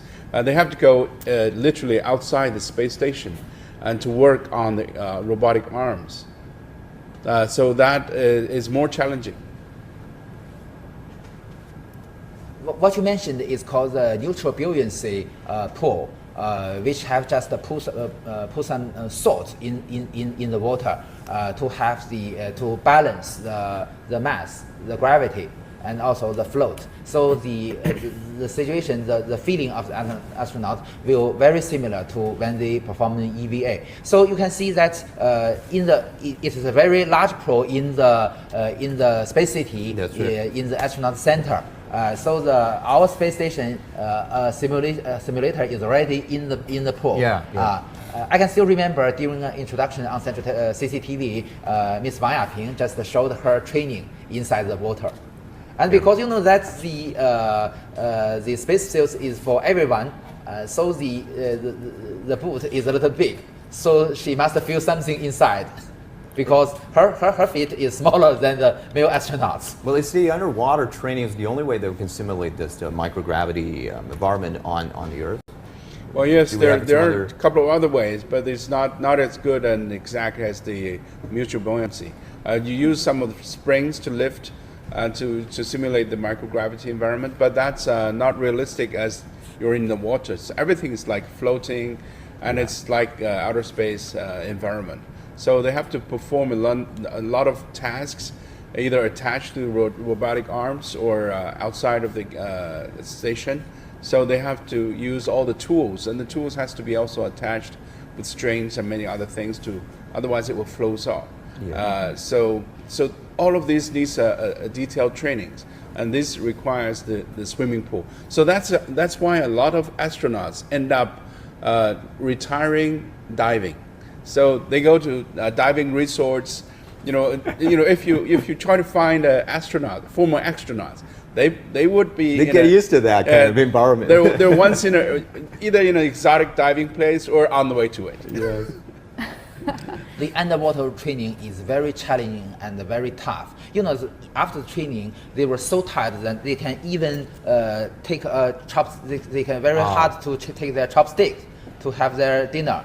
So they will be very tired after training. But this kind of training comes from the Gemini missions in the US. You know that the Gemini missions performed several EVA during their whole flight missions, but most of them are not very successful. Only the last one, the Gemini 12 mission, Dr. Buzz Aldrin performed a very, very successful EVA. The reason is that he is a fan of scuba diving, so he has that really used helped. to it. Yeah, so this helped him. So when he comes to China, I suggest him to go to Sanya and experience the scuba diving there. Mr. Yang, you just mentioned about the Mir station that I think that belongs to Russia, right? And I think this mission today will see the first time since May 2000 that two orbiting space stations will be simultaneously inhabited in space. And last time it was the Mir station and ISS. Actually speaking, yes. That the first module, the Zaya module of the International Space Station, was launched in 1998. At that moment, the Mir station still were not deorbited, which was deorbited in 2001. 2001 is but decommissioned. At that moment, it's already been unmanned. Because that its working period much longer than the design period. So at that moment, it is already not feasible for astronauts to stay inside. So they don't have a choice but to deorbit the Mir station. In the final couple of years of Mir was not inhabited, but there was also an international community tried to bring the Mir and maintain the Mir in orbit as on a commercial basis, but they didn't do that. Because of the safety concerns. So it has to be deorbited and combusted and consumed in the re-entry process. And you're now watching the live picture of the orbital module of the Shenzhou 12 spacecraft. Engineers are doing their final status checks. They're communicating with the astronauts. Yes. The next step will be closing the hatch between the re-entry capsule and the orbital module. You see, this is a video, a camera mounted on the inside of the orbital module. We can still see the hatch on the left side. Finally, the ground staff will close the hatch. And after that, they will close the door of the orbital module, the fairing. The side hatch, yes. Is there any chance that the Tiangong space station, that the astronauts on Tiangong space station can meet or say hello to the ISS astronauts at this time? They were in the different orbit. You know that the inclination or the angle between the orbital plane and the equatorial plane of our station is 41.2 degrees. While the International Space Station, the inclination is 51.6 degrees. So they are different. They were, although a similar altitude, about 400 kilometers, but they are orbiting the Earth with a different orbit. So they cannot meet. Okay. All three collision astronauts strapped in Yeah. as we speak, and we've noticed that these astronauts are in their 50s, 40s. Tiangong is the oldest of all. I mean, he's turning 57 this year. A lot of people do retire by the age of 55 or age of 60, and they are still going to space, and that is awesome. Yes. Or are they too old to carry out this mission? Well, they were trained many times for this. So once you're in microgravity environment, the muscle doesn't work so hard. I mean,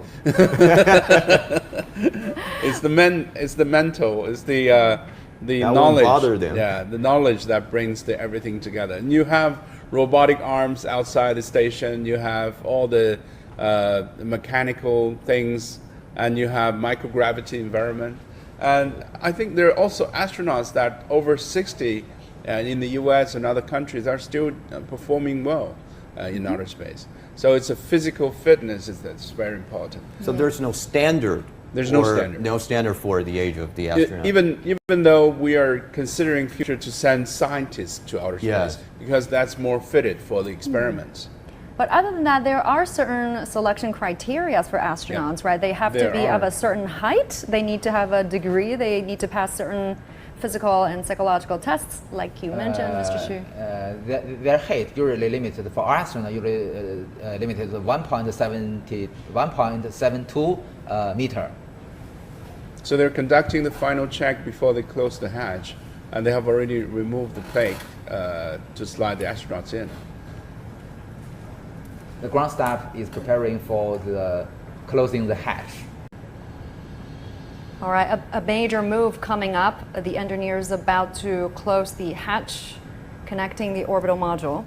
You're now watching our special coverage of Shenzhou 12th mission, and Doni is here with a look at the other news making headlines around the world. Doni?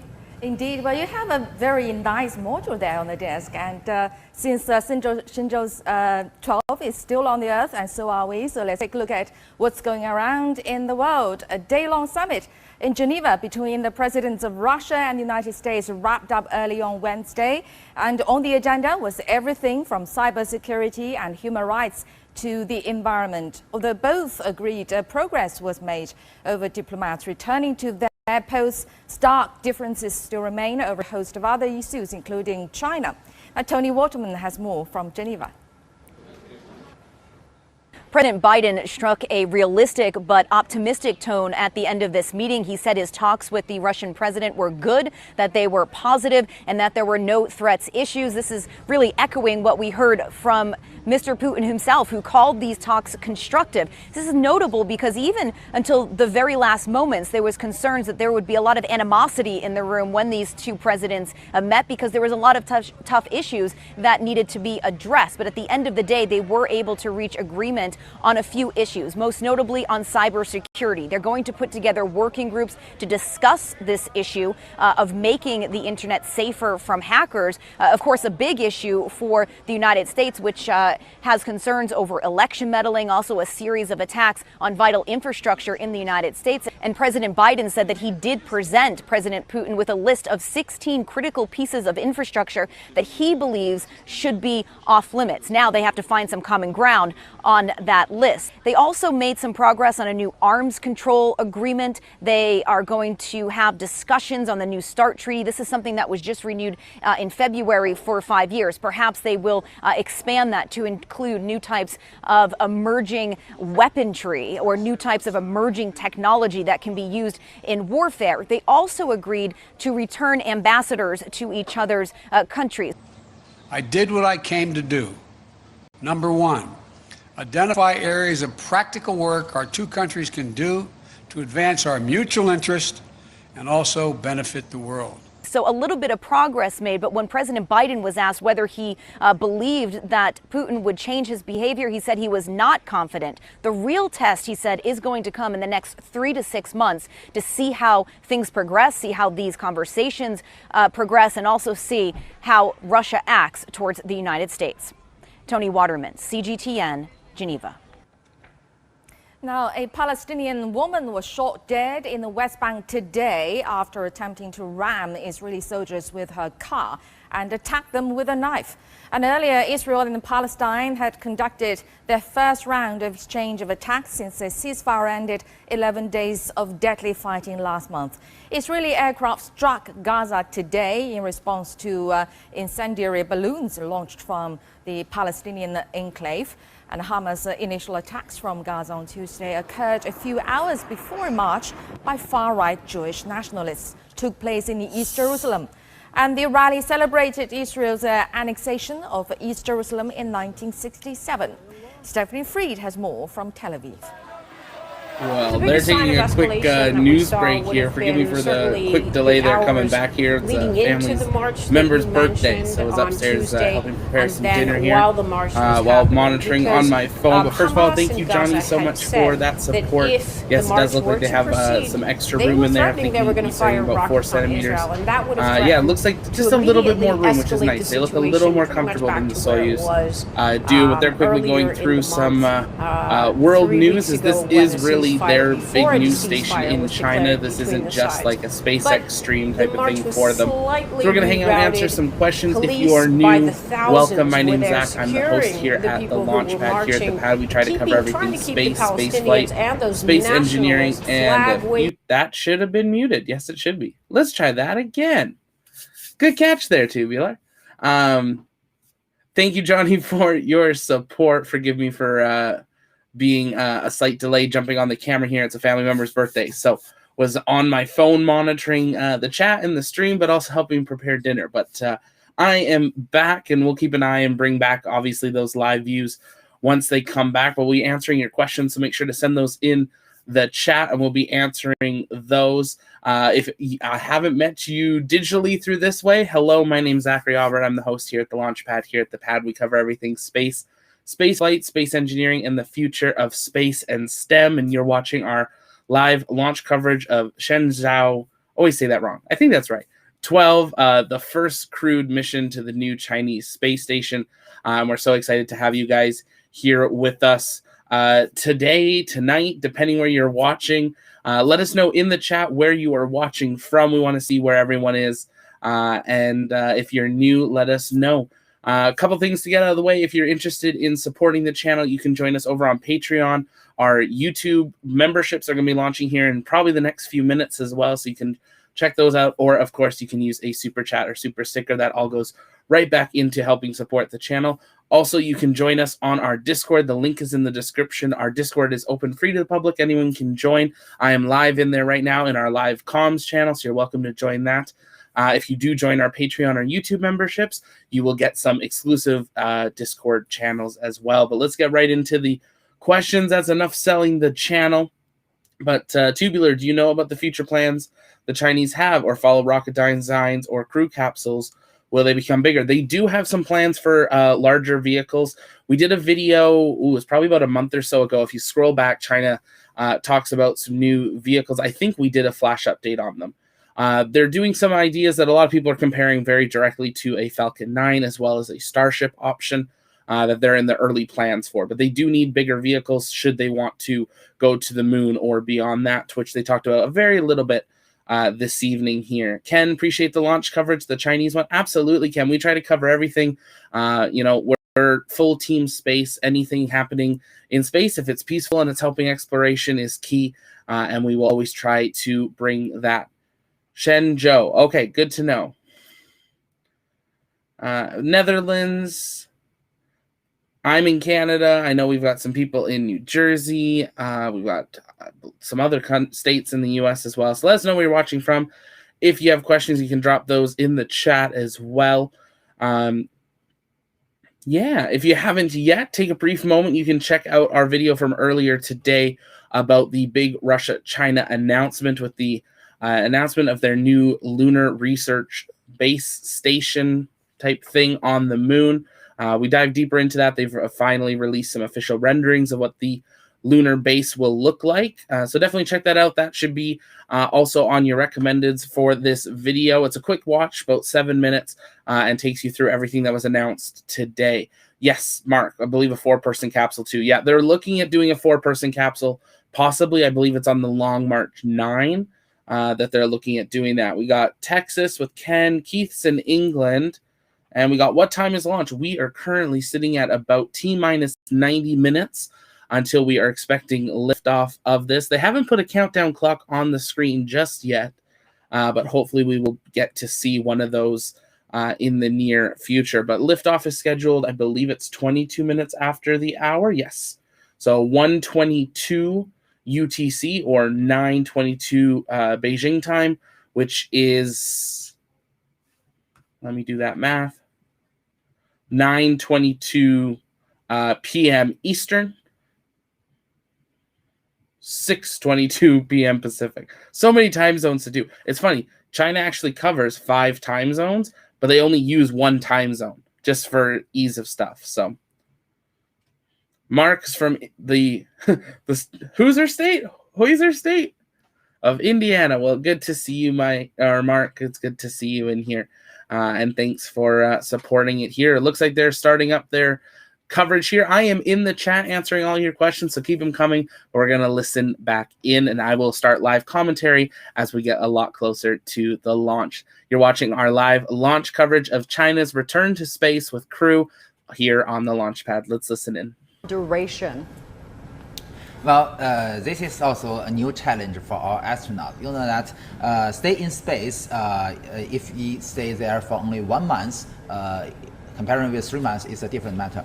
As we have already discussed, with the microgravity environment, you will have the weakening or attenuation of your muscles, and also with the loss of bones. So not only they must have a very good nutrition, the food must be carefully designed. We have more than 120 types of food for the astronauts for the three months of living. And also they must have all kinds of exercises. For instance, they have a treadmill and also have a bicycle, and also have other things for everyday exercises, physical exercises. So this will be part of their work before their rest time and besides their working time. There you see the countdown clock, T-minus 1.5 hours. The launch tower is on your left of the screen, and you're getting a visual of the control center and also inside the re-entry module. So you mentioned, Professor Yang, the food is quite good, but do they get to choose their meal plan, or it's assigned? It is designed, but they also have their freedom to choose. You know that besides their formal meal and dinner, there are also some food for you know that they have some such as the cakes, such as the ice cream, and so on. That's not so bad. And chocolate. Oh, that's good. Yeah, they will taste different from space. Yeah. How so? Because of the microgravity environment, your body changes, your tongue swollen, and your blood pressure changes, and your taste is different. Even in aviation food, I mean, food on the ground and in the air would taste different. You taste like the food tastes good on the ground, tastes like rubbish once you're in the plane. So 3 months duration is long enough to make that kind of change.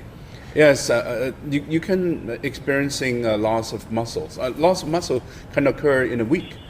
So you feel weakness because of the microgravity you're getting used to, and loss of bone mass. So you can have friction of bones once you're on the ground. So everything would feel very heavy. So in that case, what's been done on the front of managing their health? I mean, health management for the crew? Well, they have to do exercise on a daily basis, and it's part of the routine to maintain the muscle mass and cardiovascular circular system. Because in microgravity environment, even the blood flows. It's not like floating according to your gravity on Earth, and you have more blood on the foot or something. But everything changes. But the advantage of living in outer space for 3 months is that there was a U.S. astronaut. He said he lived in outer space for quite a long time, and he went for a foot massage, and the massager said the foot is so tender because he never used that foot for. But other than working out, other than working in space, do they have any entertainment activities? I mean, do they have off days? Well, the very first thing they have is to have microgravity environment, that everything floats. Even if you drink, you can squeeze the water ball out and they can float to you. Not you have to use your neck to drink the water. So you have just open your mouth, and there are many things to see on the orbiters. You can look out of the window and see beautiful Earth, climate change all the time, and cloud covering and oceans, and you can see a lot of the stars. In outer space, there's no atmosphere, so you see the galaxy more clearly. So there are many things to do on board. And then you can receive emails and communication with the ground crews, and they're also in-store some education programs that you teach the crowd and the young generations. So you can always hear some of the communications on the background. Is still double checking the system workings, in particular for the TTNC systems. Once the rocket launched, we have to keep a 24/7 eye on the capsule, so make sure that everything goes well. So they have to do all the checkings and double checks, and you can see the veterans and the astronauts. They're in a relaxed position. Their leg are not folded as for the landing purpose, because the position they're sitting is like a baby sitting position that can tolerate the maximum G-force that they can experience. So they have to sit in a particular designed seat in the right position. I'm hearing words. I'm hearing words that our correspondent Ning Hong is with us now. He is very near the launch site. Ning Hong, if you're with me, what are you seeing now? What are you hearing now? Hello. Well, we're now on the rooftop of a building that's about 1.5 kilometers away from the launch pad. You can see that launch pad there is very close, and this is the closest location that you could get while watching the launch. And we're now about still over 1 hour before the launch, and you can see the rocket is still covered by the rotating support platform. But from afar, you can see there's a pointing head above the launch pad. That is the abortion tower that you could see. And now the 3 astronauts are inside the capsule, and also we've just learned that the gate of the orbiter has closed. So it means that all the checks of the astronauts has completed, and as we're approaching the 1 hour countdown, the all system will go through another round of check. This will be a overall check about the conditions of the rocket, about the spaceship, and also about the entire launch field. And then you will see that these launch pads will open one by one until you can see the entire rocket. And as we're approaching a 30 minutes countdown, you could the people working on the launch pad will begin to evacuate. It will take them about 15 minutes to evacuate. And the last group of people working on the launch pad will evacuate in the 15 minutes countdown, and then we'll be expecting the launch very soon. And you can see that this is a very ideal weather, clear weather with minor wind. So yeah, we're all expecting this in very soon. All right, thanks so much, Ning Hong. Good to talk to you. Keep in touch. You're our eyes on the ground now. And now joining us in the studio through the live is Dr. Tricia LaRose. She's the PI and the leading scientist for Tumors in Space program with the University of Oslo in Norway. Now, welcome. Greetings, hello. Beijing from Norway. Hello, Dr. LaRose. Very happy to talk to you. Well, the last time we talked about your program back back to the end of the April, we talked about when China launches the core module of the space station. So tell us more about your program. Why is the microgravity environment in outer space so important for the cancer research? And when and how did you and your team first realize that space might be a greater place to study tumors than on Earth? Well, let's start with your second question. I was a researcher at the International Agency for Research on Cancer, which is the specialized cancer agency of the World Health Organization. In fact, China is a newly minted member state of IARC-WHO. So hopefully we'll have more cancer research in space coming out of China very soon. But while I was at IARC, I had the idea to look for mutational signatures based on cosmic radiation. And when we get these interesting scientific ideas, the first thing we do is head into the literature.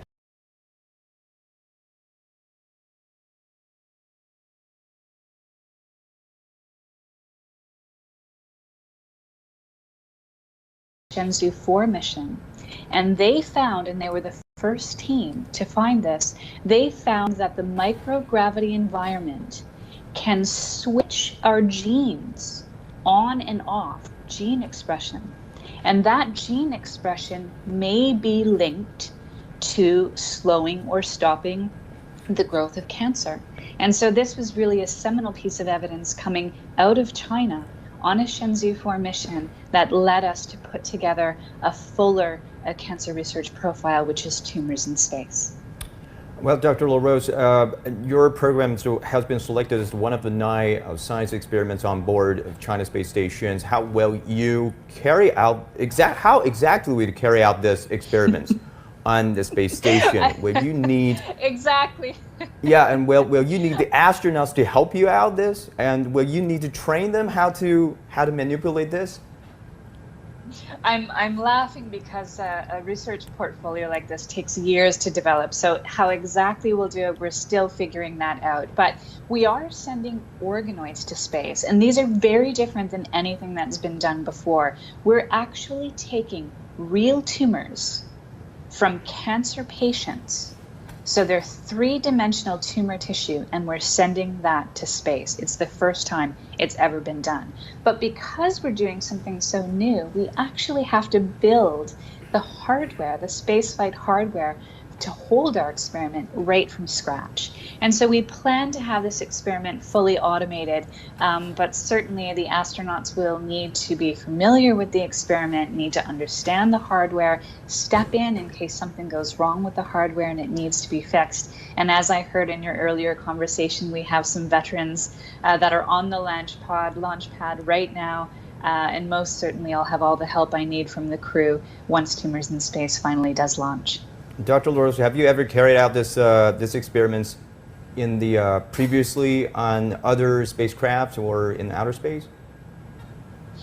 In fact, no, and one of the very important criteria for selecting experiments on the China space station is that they had to be completely novel, never been done before. And so Tumors in Space, how we've designed the experiment, how we'll carry the experiment out is completely new. So no, we haven't done this anywhere else. And 31 days on the China space station will be quite an achievement for us. All right, thank you so much, Dr. LaRose. Good luck, and I know I appreciate that your involvement in our show, because I know it's been very, very late back there in Oslo. So take some rest. Thank you so much. Thanks, Doc. All right, we're getting back to the live picture of the umbilical tower. On your left and on your right is the live picture of the re-entry capsule, where the 3 astronauts are strapped in. I guess a major move coming up is the closing of the hatch of the space capsule, right? Is that so, Professor Yes, Yang? I believe that the next step will be closing all the hatches, either the one between the orbital module and the re-entry capsule, and also the side hatch of the orbital module. And then, as I mentioned, the panel on the payload ferry must be all closed. So you can see now it is still their ground staff checking just near the payload fairing on the top left camera. What exactly are they checking? Is this for air tightness? Yes, they must check the airtight sealing of the hatch. So not only the hatch between the orbital module and the re-entry capsule must be checked, also the orbital module, the side hatch must be checked. So you can see from the top right, the hatch between the service module and the capsule has been closed. So, and also the ground crew has left also the service module. So they're outside of the service module, having final check with the service module sealing and hatch systems before they close that door, and also attach a fairing to it. Yeah, we're getting really close to liftoff. We are less than 1 hour and 20 minutes away. Yeah. The astronauts strapped in, not much going on there in the capsule. What do you think they are going through their minds right now? Well, compared to the previous stage, that when those astronauts are so busy to get everything ready, so now I think they're taking rest. Well, I think they have done this thousands of times on the ground. I mean, preparing for takeoff. It's part of the drill. Probably they're still feeling, I mean, mentally they're in the drill, or they didn't know this is the real McCoy. So they're waiting for the thing to happen. And actually, most of the procedure are actually manipulated by the people on the ground, right? Yes, many times, if not once. I mean, they have trained this many times, and they have teamed up and did this preparation for takeoff many times. And all the procedure has to be followed, if not 10 times, hundreds of times, and they know the drill. Yes. Some foreign astronauts mentioned that the drill is so real that usually sometimes happens that they cannot distinguish the drill and the real launch. And also, from the previous video, we can see the ground staff outside the payload fairing. It is very interesting that the payload fairing is not, all the fairing is not made of metal, because some are used for other material. Because we have the telemetry data emitted from the spacecraft, so we need a window. We can the microwave can penetrate the window, and the ground stations can receive these signals to check if everything is okay. All right. And the drill is so important because there are so many instruments and gadgets on board of the space station. There's over, I think it's over 1,200 instruments just in the core module of that. So what about, how could they prevent, how could we prevent those astronauts from, I mean, mistakenly touching some button and make the disaster? Usually, you see that besides the control panels, which can be operated by the astronauts, we also have telemetry data, no exception. So we have we're monitoring the status of every instrument. Oh, there you see, they are closing the hatch. Yes, the hatch. The payload fairing. The ground staff are just sealing the panel on the payload fairing. They're sealing the hatch now. So after this moment, if anything wrong happens, they will use the emergency escape system. Now they cannot just get out of this door by themselves. How effective is that escape tower? Has that been ever tested with human? This what you mentioned, the things that happened during the missions of the former Soviet Union, but never happened in China. China's space mission. Yeah. They do rescue the lives of some astronauts. Even just maybe the year before last, during the launch of the Soyuz MS-10, because during the separation of the boosters, one of the boosters collided with the core stage. So this is a very serious malfunction, and the emergency escapes worked. So the two astronauts, one from Russia and one from US, were escaped from the rocket and have an emergency landing. So that's happened just in recent years. But we have to mention that the Long March 2F is a very reliable rocket. It has a very good tracking record.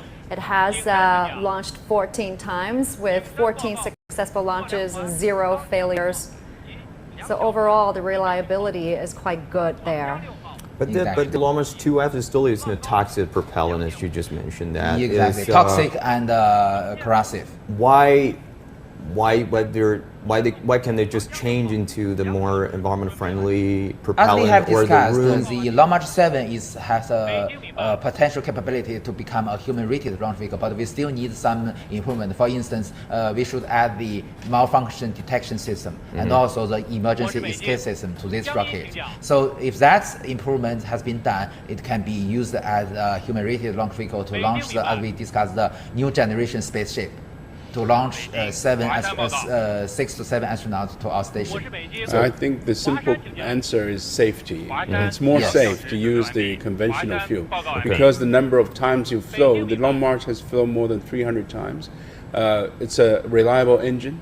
New generations are new engines.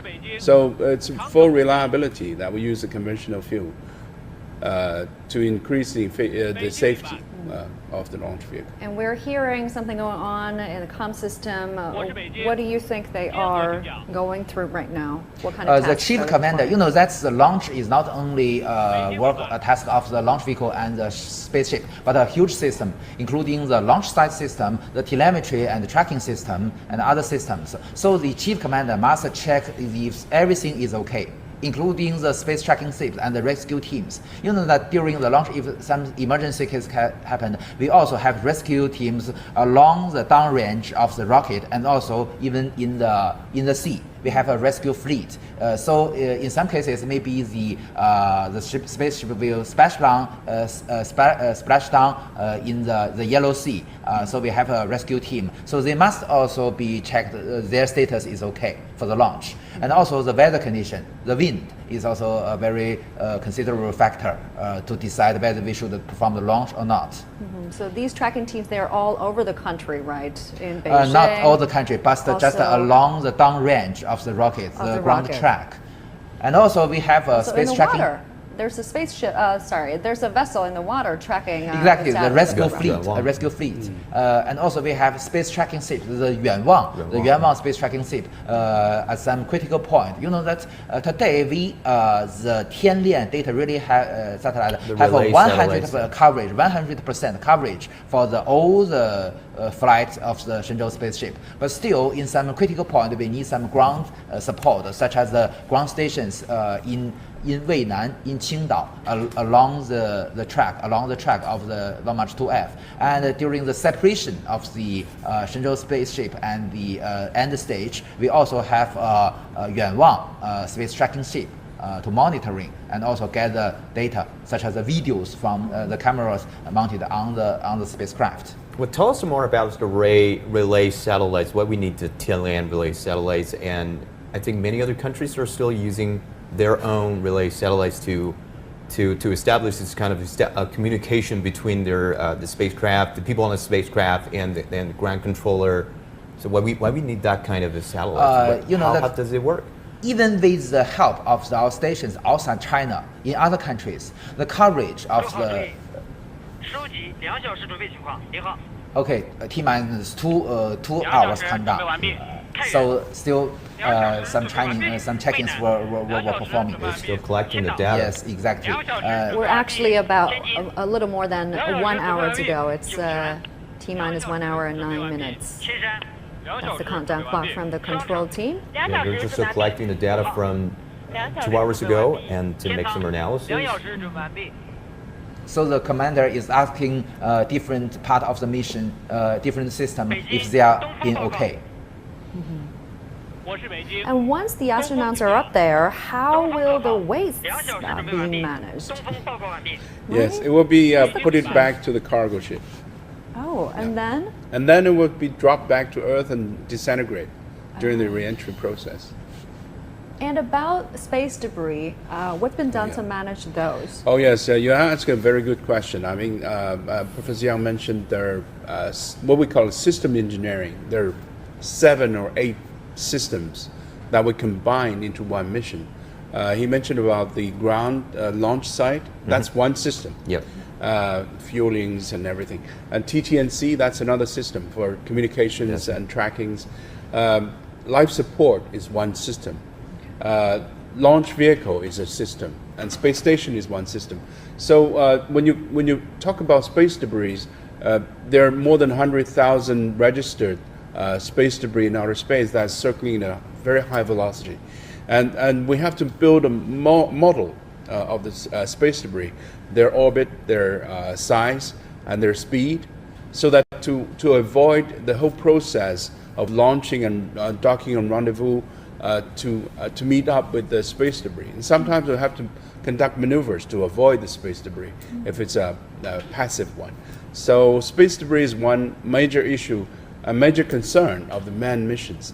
So we have modulated already all of space debris, and we're working with the international community to manage the space debris. And in the future, we also came up with the idea of space traffic management, where you have all the spacecraft operated by different operators, like, for example, Starlink. They have tens of thousands of satellites. Yeah. And that also causes concern in the future. You know, whether you have a very crowded outer space, and for human activity is very dangerous. And we can see a lot of movies like Gravities, the space station was destroyed by space debris.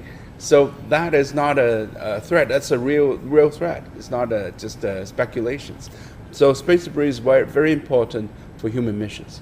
And one of our mission this time for the space station is to verify the robotic arms of that has been equipped on the space missions to core module. And how can we use the robotic arms? Can we use that to defend some of that, flying? No, because you know that's the relative velocity or the combined velocity between the debris and spacecraft is more than several kilometers per second. So you cannot have the reaction time. The only thing you can do, as Yansong has mentioned, is to have just a prediction and evaluate the probability of the collision. And then if we have a threshold, if the probability comes higher than the threshold, we will have an orbit maneuver to avoid the collision between our spacecraft and the debris. And today, the reduction of the debris is a very big issue in our space field. For instance, for the rocket, the end stage, we will do a lot of special procedures. For instance, we must leak off all the remaining propellants, and then we discharge all the electricity inside the batteries, and also release all the gas in the high pressure tanks. All these things we do is to avoid the explosion of the end stage in the orbit, to avoid the production of more debris. So we've already done this. This has become a very common and routinary procedure for all carrier rockets. And also, as Yansong had mentioned, the rubbish and the waste we put inside the Tiangong 2 cargo ship. After its mission, it will be deorbited and re-entry in the South Pacific Ocean. We have an area in this South Pacific with the diameter more than 2,000 kilometers. There even no any island in this area. Yeah. So it's very safe. No one will be harmed during the re-entry.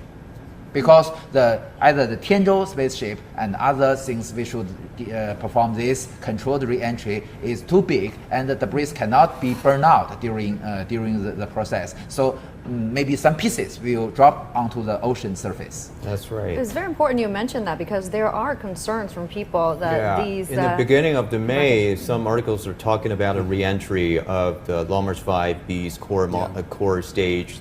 That coming back, they use the words uncontrolled re-entry.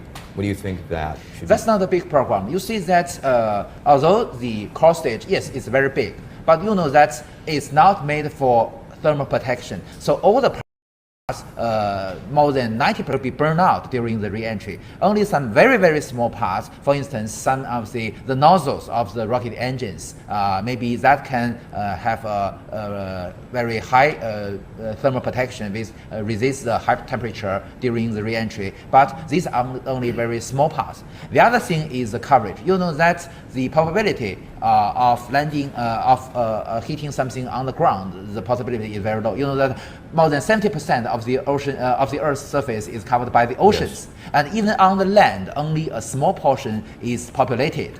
So it is not very serious. Usually, no one will be harmed during this re-entry. What do you think, Mr. Xu? Well, I think it was a common practice in the international community, in particularly in the space sector. That's right. That we use passivation technology. And especially for the insider of this space to know this is going to happen. Yeah, we know that the final stage is going to be burned up in outer space during the re-entry. But this one is particularly bigger. Yeah. Bigger cause concern, but bigger 5 meters diameter. 5 meter and about 20 metric tons. But that also used materials like aluminiums that can easily burn up during the re-entry process. It was a common practice not to control the final. It's part of the rocket. It's not the space object. So it's the final stage of the rocket. We do passivations in case of fragmentation in our orbit. Creating more orbits, space debris. But during re-entry, we normally don't control. But in the coming missions, for the 2 extended arms of the Chinese mission, we are doing some improvement so that we have more or less a controlled re-entry to the designated areas rather than uncontrolled completely. And here's another question about living in space. It's going to be a 3-bedroom suite for them, right? Up there in the space station with one bathroom. No, it's going to be just 3 sleeping bags. Oh, how will they take showers then? Oh, shower and bathroom, they're going to use that same facility. There's no actual showers that you can experience in outer space, just the sponges, yes. Just sponge bath. Just use towels to rub their skin. This is more efficient, saving the water. You know that they do have a shower during the Skylab missions, but not very usually it's recognized as a waste of water. So during the missions after the Skylab one, no this kind of things happened. So just use the towel to rub your skin, and that's already good enough for cleaning. I mean, everything is so different when you're in space. Even working out is different. You mentioned there will be treadmills, there will be space bikes, but it's going to be different, right? Doing it. It's a little bit different for the because you're training. floating in and a also, microgravity yes, environment. usually they have a so-called penguin suits. The penguin suits have some pressure on your body to force your blood to go downside. So as Yan Song had mentioned, your tongue will feel very different because of that the redistribution of your blood on your body because you know that in our daily life we are underground influenced by the gravity. So we don't even notice that. Our cardiovascular system has the mechanism to make the blood go upside. But without the gravity, still this works to make the redistribution of your blood to upward. So you will feel something different. So what does the penguin suit, the Qiuefu you mentioned, do to your body? Does it? So it has negative pressure. Negative pressure on your legs. So it will redistribute, force the blood to go downside, like on the Earth. But that's not very convenient. So they will not wear this suit in all the time. All right, you are now watching CGTV and special coverage of China's Shenzhou 12-man mission. This is the 1-hour countdown, 1 hour left before the launch of the spacecraft. Crew members have already entered the capsule, and in final preparations, there you have the ground command. T-minus 59 minutes 44 seconds, getting extremely close to liftoff. And there's going to be another mission. It's a skywalk. I think so Mr. Liu is going to walk outside of the capsule, and why they need, but I've been told that the 3 astronauts need to work together to carry out this spacewalk, right? Yes, that this time is quite different from our Shenzhou 7 mission. This time we have a robotic arm. So Mr. Liu Boming also mentioned yesterday during the news release conference. That's right. So the robotic arm can move along this core module, and in some cases it will help the astronauts. So the astronaut will stand on one end of the robotic arm after they go outside the hatch. So the robotic arm can, but it should be operated by one astronaut inside. So 2 astronauts go outside for the EVA, one stay inside to operate the robotic arm and move to the right place for them. So what they're going to use the robotic arms to? They're going to move what? Yes, it can. So the robotic arm have different mechanism on the top. Some can fix the feet of the astronauts. Some can also fix on some adapters on along the station. So there are multiple adapters along the Tianhe 1, and the robotic arm have the similar adapter on both ends. So if one end connected to an adapter, the other end can move to another one, and then one by one just move along the surface of the station. And some of the equipments are external. You have to go outside to fix and to mount. Exactly. And there's also a construction of the station that you need the robotic arm to work to move the segments from the front docking position to the permanent location. So all of these need robotic arm to work. And external EVA with robotic will be more efficient rather than just holding with your hand. The China Manned Space Agency has already announced the standard interface outside the station. So including those in foreign countries, if they want to perform an experiment on China station, outside the station, they must follow these standards. So with this standard, it can help these applicants to making their instruments, and then it will be brought by the cargo ship to our station, then put outside the station. Maybe, as Yan Song have mentioned, by a EVA of the astronauts, mount these instruments outside the station. But before those tasks can happen, they're going to have to perform rendezvous and docking with the Tianhe core module, right? But when will Shenzhou 12 dock with Tianhe? I mean, there's not much information about it in the press conference yesterday. After this launch, maybe 6 hours or so, the Shenzhou 12 will rendezvous and dock. It has two phases: the long distance, the long range guidance, and the short range. So the long range guidance will from several thousand kilometers to about 52 kilometers away from the station, and then it will dock automatically to the station. All right, and during the launching process, ensuring the safety of the astronauts is a top priority. There's a crucial part of the capsule that can protect the astronauts if anything goes wrong. And our Ning Hong is with us. Less than 1 hour to go, Ning Hong, what is the mood like there?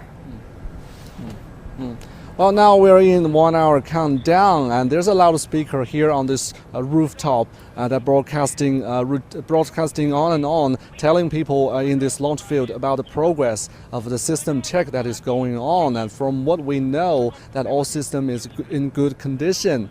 And we can see that there are 4 levels of rotating platform. But currently, only the top level has opened, revealing a pointing head of the rocket. That is the abort tower, which is prepared for a very unique feature for rockets that carry the manned spaceships, because its function is to, in time of emergency, to help astronauts to escape from the rocket.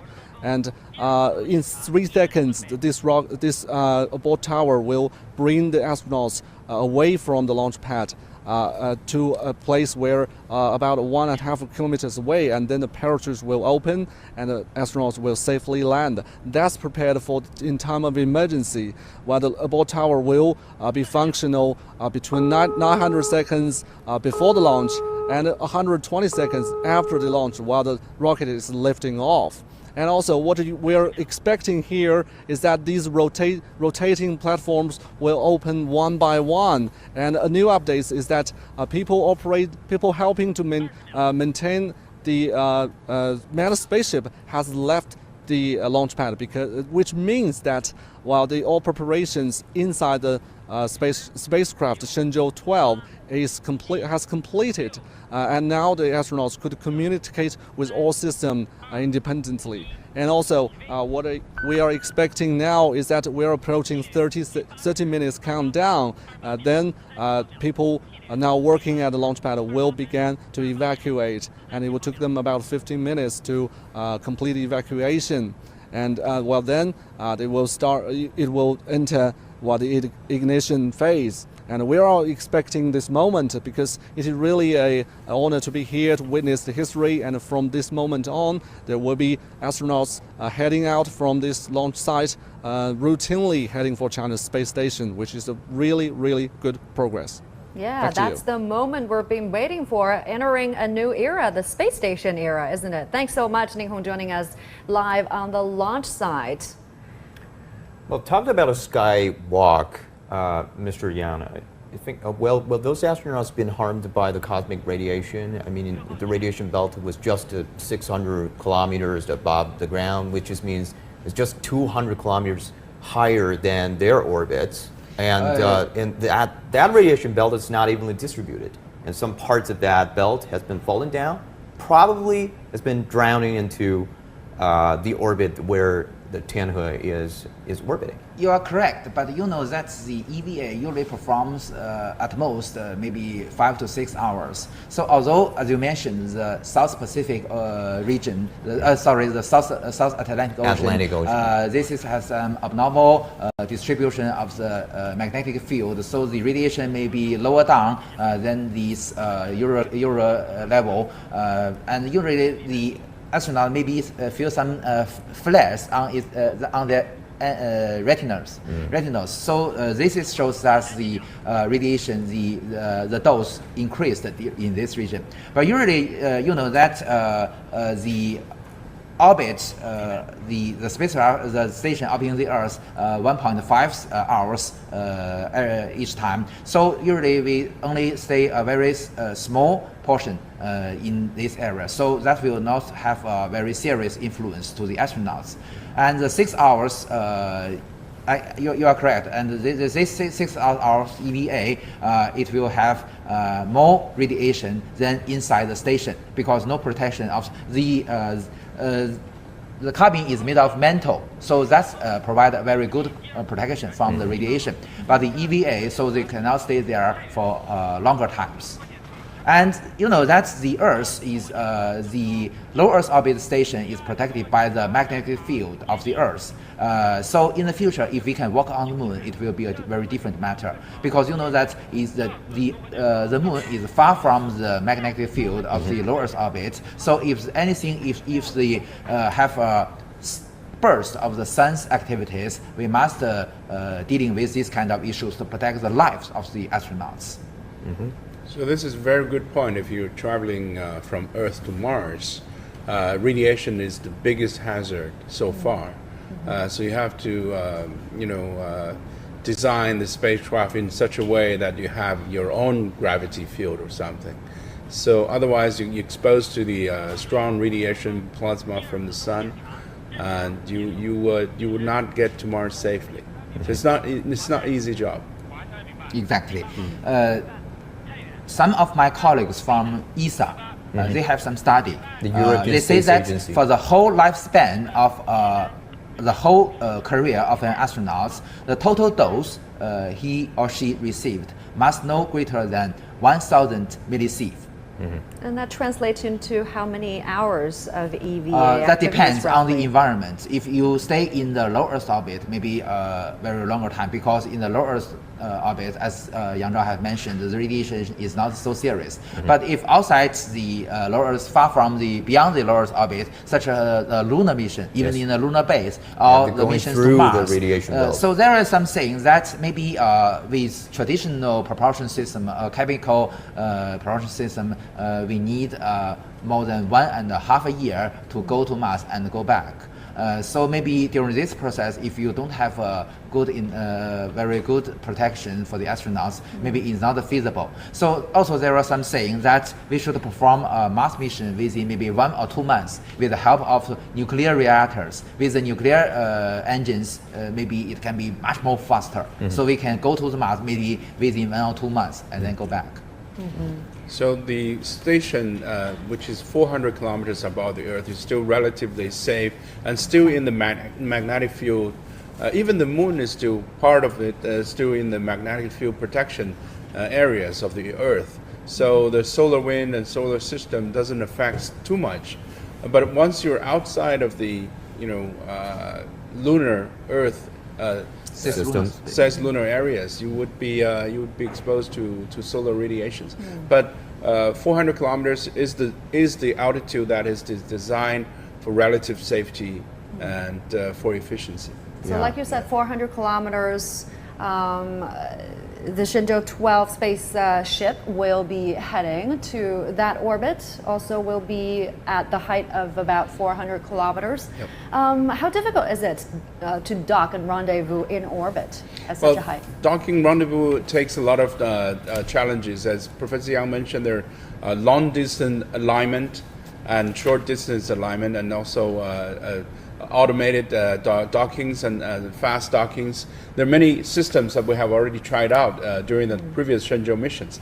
So the space station itself, in fact, flips itself and ready for the docking. And the final alignment will take some time before the real touching is on. We have done lots of simulations on the ground. We use floating devices to simulate the docking and rendezvous. So it's relatively safe, as we also had a number of experiences in the past with Tiangong 1 and Tiangong 2 missions. So docking and rendezvous has been made very easy at this moment. So we're expecting that to happen in 6 or 7 hours, just before we have dinner in Beijing. We expect them to dock with the ship and starting to entering the Tianhe capsule. And it said that it's going to be a fast automated docking. I mean, what factors do they have to consider when deciding when to dock? You mentioned about 6 to 7 hours after they are in space. I have learned that one of the consideration is the space sickness. Usually, exactly. That is called space motion sickness. This is because you know that we have organ inside our ears to sense our attitude and our position. So we get used to the situation on the ground with the gravity. But when we go out into outer space with the microgravity environment, the organ will be confused, and also there is some reflection to our body. So that is called the sickness. And this happens usually after 6 hours after you come into the orbit, and disappear after 2 days in the orbit. So that is the reason, one of the reasons we perform the docking in the past missions after 2 days go into space. Because at that moment the space motion sickness has already, the astronaut feel better at that moment. If anything wrong happened, they are in a good condition to perform the manual docking. And today with faster and rendezvous and docking, you know that already usually in 6 hours. So at this period, the space motion sickness has not happened, so they can perform the docking. Well, concerning the docking, you know that China adopt APAS, or androgynous peripheral attached system. With this system, it can dock of the 2 very large spacecrafts. I'm sorry to jump in here. It is 8:37 a.m. Beijing time. We are about 45 minutes to go till liftoff, so it's T-minus 45 now. You're watching the live picture of the re-entry module. The Long March 2F rocket and the Shenzhou 12 spacecraft is set to ferry these 3 Chinese astronauts to the country's newly built but not yet fully completed space station. The launch takes place at this remote military operated spaceport we're seeing in northwest China called Jiuquan Satellite Launch Center.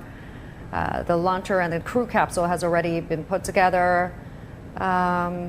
Everything is all set, waiting to launch. Yeah, and Mr. Xu, how does this manned spacecraft dock with the core modules? Is there any differences between the earlier Tianzhou cargo ship docking procedure? Well, Tianzhou is docking on the rear end of the Tianhe station, so it doesn't have to adjust the attitude of the Tianhe, but the Tianhe has to be flipped to get the adapter ready for the rendezvous and docking of the Tiangong, the Shenzhou mission. So the Shenzhou spaceship has to travel and chase up with the station at a relatively higher speed, and then at the final 30 or 40 meters, it will be slowed down and using lots of alignment systems like laser alignment and also geographic. Graphic alignment systems, so that all of these are aligned, and then they will slowly dock with the station. It's similar to the previous missions that we have already experienced. In particular, the Shenzhou 11 and the Tiangong 2 has many fast dockings and man maneuver docking. So we have backup plans. If that one automated doesn't work, we will have another man-controlled dockings. But these are all, this time it's going to be controlled by the ground and automated system rather than human-controlled docking rendezvous. So, yeah, and Mr. Yan, you earlier just mentioned the space station have 2 berths for the manned spacecraft and another 2 for experimental modules. Can you just explain a little bit on that kind of design? Yes, that from this model we can see that on the front of the node we have a docking port.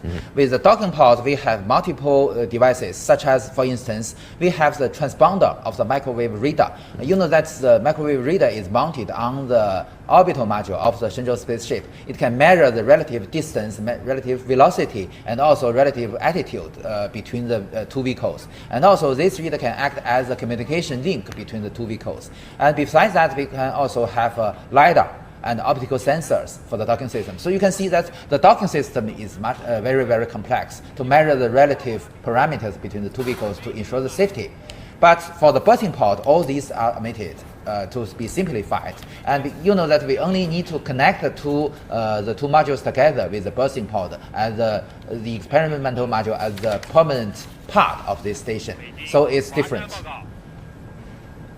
all right, 8:40 a.m. here in Beijing. We're less than 45 minutes to go till launch. I want to go back to my colleague Li Dongning here in the studio to look at other stories making headlines around the world once again. Dongning. Thank you very much, Jiuquan.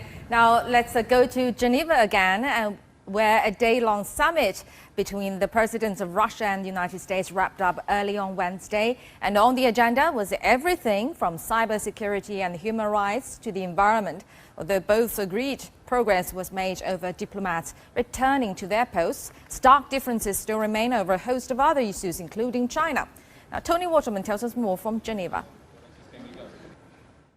President Biden struck a realistic but optimistic tone at the end of this meeting. He said his talks with the Russian president were good, that they were positive, and that there were no threats issues. This is really echoing what we heard from Mr. Putin himself, who called these talks constructive. This is notable because even until the very last moments, there was concerns that there would be a lot of animosity in the room when these 2 presidents met, because there was a lot of tough issues that needed to be addressed. But at the end of the day, they were able to reach agreement on a few issues, most notably on cybersecurity. They're going to put together working groups to discuss this issue of making the internet safer from hackers. Of course, a big issue for the United States, which has concerns over election meddling, also a series of attacks on vital infrastructure in the United States. And President Biden said that he did present President Putin with a list of 16 critical pieces of infrastructure that he believes should be off limits. Now they have to find some common ground on that list. They also made some progress on a new arms control agreement. They are going to have discussions on the New START treaty. This is something that was just renewed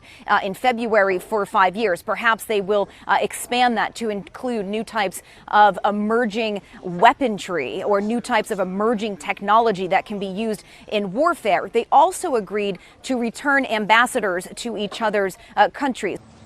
I did what I came to do. Number 1, identify areas of practical work our 2 countries can do to advance our mutual interest and also benefit the world. So a little bit of progress made, but when President Biden was asked whether he believed that Putin would change his behavior, he said he was not confident. The real test, he said, is going to come in the next 3 to 6 months to see how things progress, see how these conversations progress, and also see how Russia acts towards the United States. Tony Waterman, CGTN, Geneva. Well, several residents in central Myanmar say security forces set their village ablaze after clashes with opponents of the country's military rulers. It's the first of a series of spacewalks to equip the aging orbital outpost with powerful new solar panels. The electrical boost is needed to accommodate upcoming passengers and film crews. And the task was cut short due to a technical problem with the spacesuit of one. And the two astronauts might pick up the task again on Sunday. Japanese media are reporting that Tokyo Olympics organizers are considering a proposal to limit spectators to 10,000 at major events. Foreign spectators are already banned, and Japan will decide this month on whether to allow domestic spectators. And organizers say they will take proper coronavirus measures to ensure the safety of the games. But calls are growing in Japan for them to be cancelled. The Olympics have been already delayed for a year due to the pandemic and are expected to kick off on July the 23rd. But the U.S. is among the fastest to vaccinate. It's now about half the population. The rate is even higher in San Francisco. The California city is close to having 70% of eligible residents fully vaccinated. It's a key benchmark that would make San Francisco the first U.S. city to approach herd immunity. Mark New tells us more. Having opened in April 2020, San Francisco's Embarcadero testing site has conducted nearly 500,000 COVID-19 tests, with results available within 36 hours, 99% of the time. But today, cars coming through are few and far between. High-volume testing site was one of the first mass testing sites in the United States open to the general public. But now it's entering its final day of operation, ready to close its doors. And that's a good sign. As a pandemic has changed, as more vaccine has become available and more people have been vaccinated, we definitely have seen testing numbers decrease. And we've actually gone from about a 5% positivity rate in January down to a 0.6% positivity rate. So given that, we are pivoting our testing efforts to really look at neighborhoods that are most impacted. As of this weekend, of those eligible, 80% of San Franciscans have had their first dose of vaccine and 70% are fully vaccinated. We are the biggest municipality that has this high of a level of vaccination. So yes, it is unparalleled. I do think we've probably achieved that elusive herd immunity. Remember what herd immunity means. Does not mean eradication. It means getting levels so low that those who are non-immune, like children who can't be vaccinated, are protected by the immunity of those around us. That's the standard definition of herd immunity. Gandhi says the willingness of San Franciscans to get vaccinated, combined with a tech-driven population, have fueled the city's success. She also cites strong community outreach efforts to educate specific neighborhoods and provide vaccines on site. And at 80% first dose, we have very low rates of infection. We haven't had a death in the city for over a month. And we also have low hospitalizations. And now the only way to fundamentally know that you're at herd immunity for a virus is to open up and keep on testing and ensure that cases and hospitalizations don't go up. That's being put to the test as the state of California loosens masking restrictions with a reopening of the economy. While testing has scaled back, the public health department says it cannot let down its guard. We know that there are variants that are occurring throughout the world that are making their way into the U.S. And these variants tend to be more infectious in nature and could cause more hospitalizations and worse disease. So we are carefully monitoring all of that information to ensure as we reopen that we still have a handle on COVID. But right now, everything is looking good. Baba says it's important her department continues to spread the message that in order for businesses to stay open and residents to feel comfortable in crowded places, the best solution is to get vaccinated. Mark New, CGTN, San Francisco. All right, Jiuquan and Yang Zhao, that's all from me. Back to you guys. Thanks so much, Dongning. And we are getting really close to the launch. There's a little bit more than half an hour to go.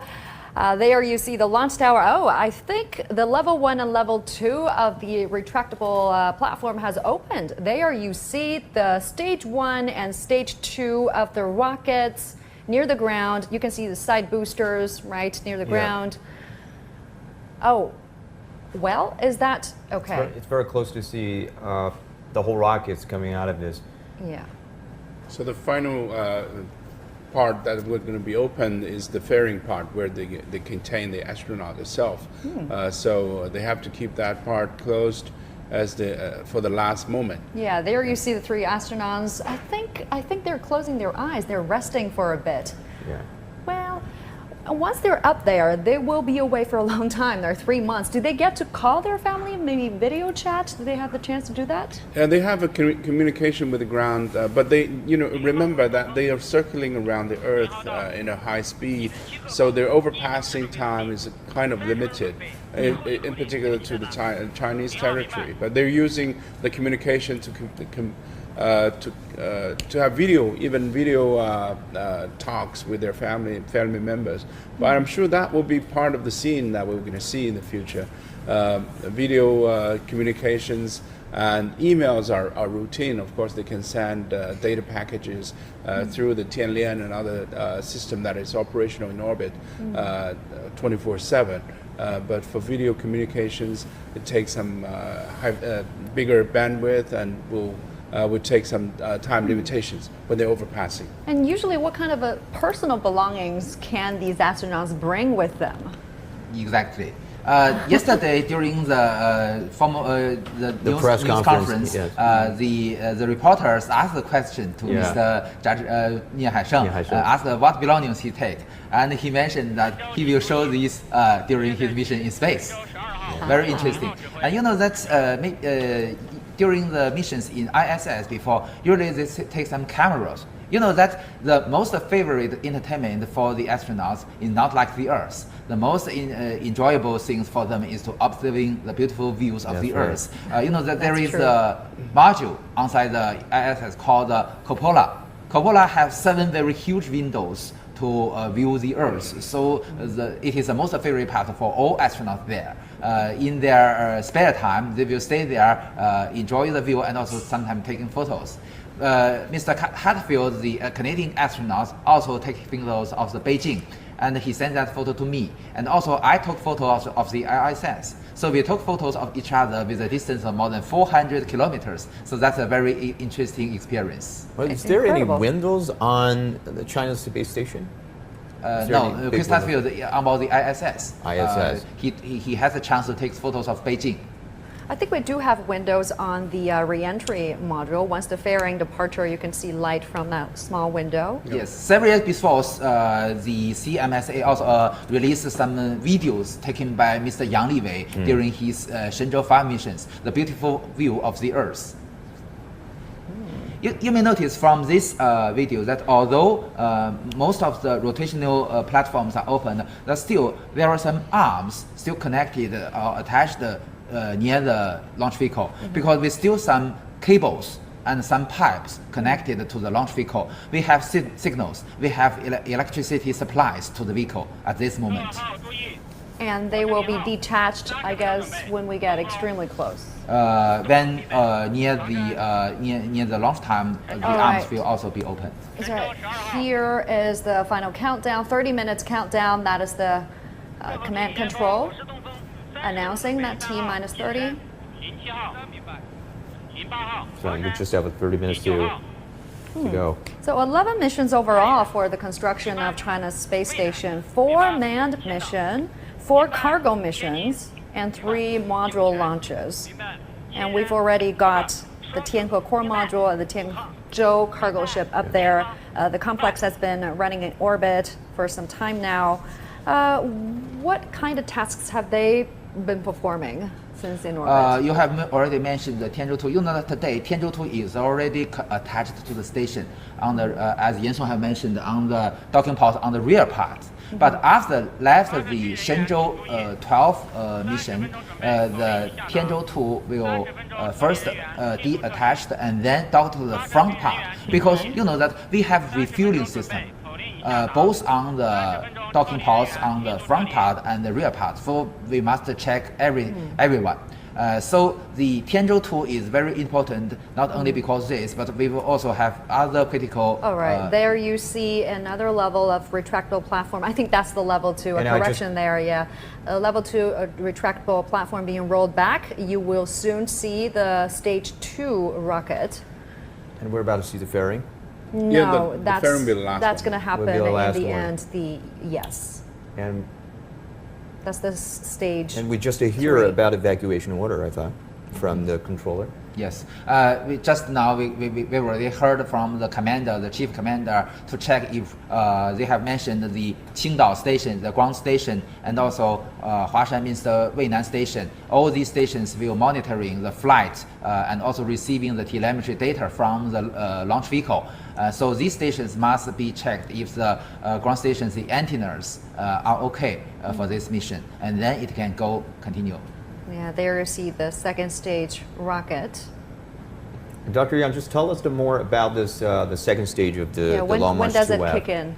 The Long March 2F, as I have mentioned, the second stage is the end stage. It will go into the same orbit of the Shenzhou 12 spaceship. The diameter is 3.35 meters, and it is a little bit shorter than the first stage, and it only has one engine. The one engine is the vacuum version. The vacuum version of the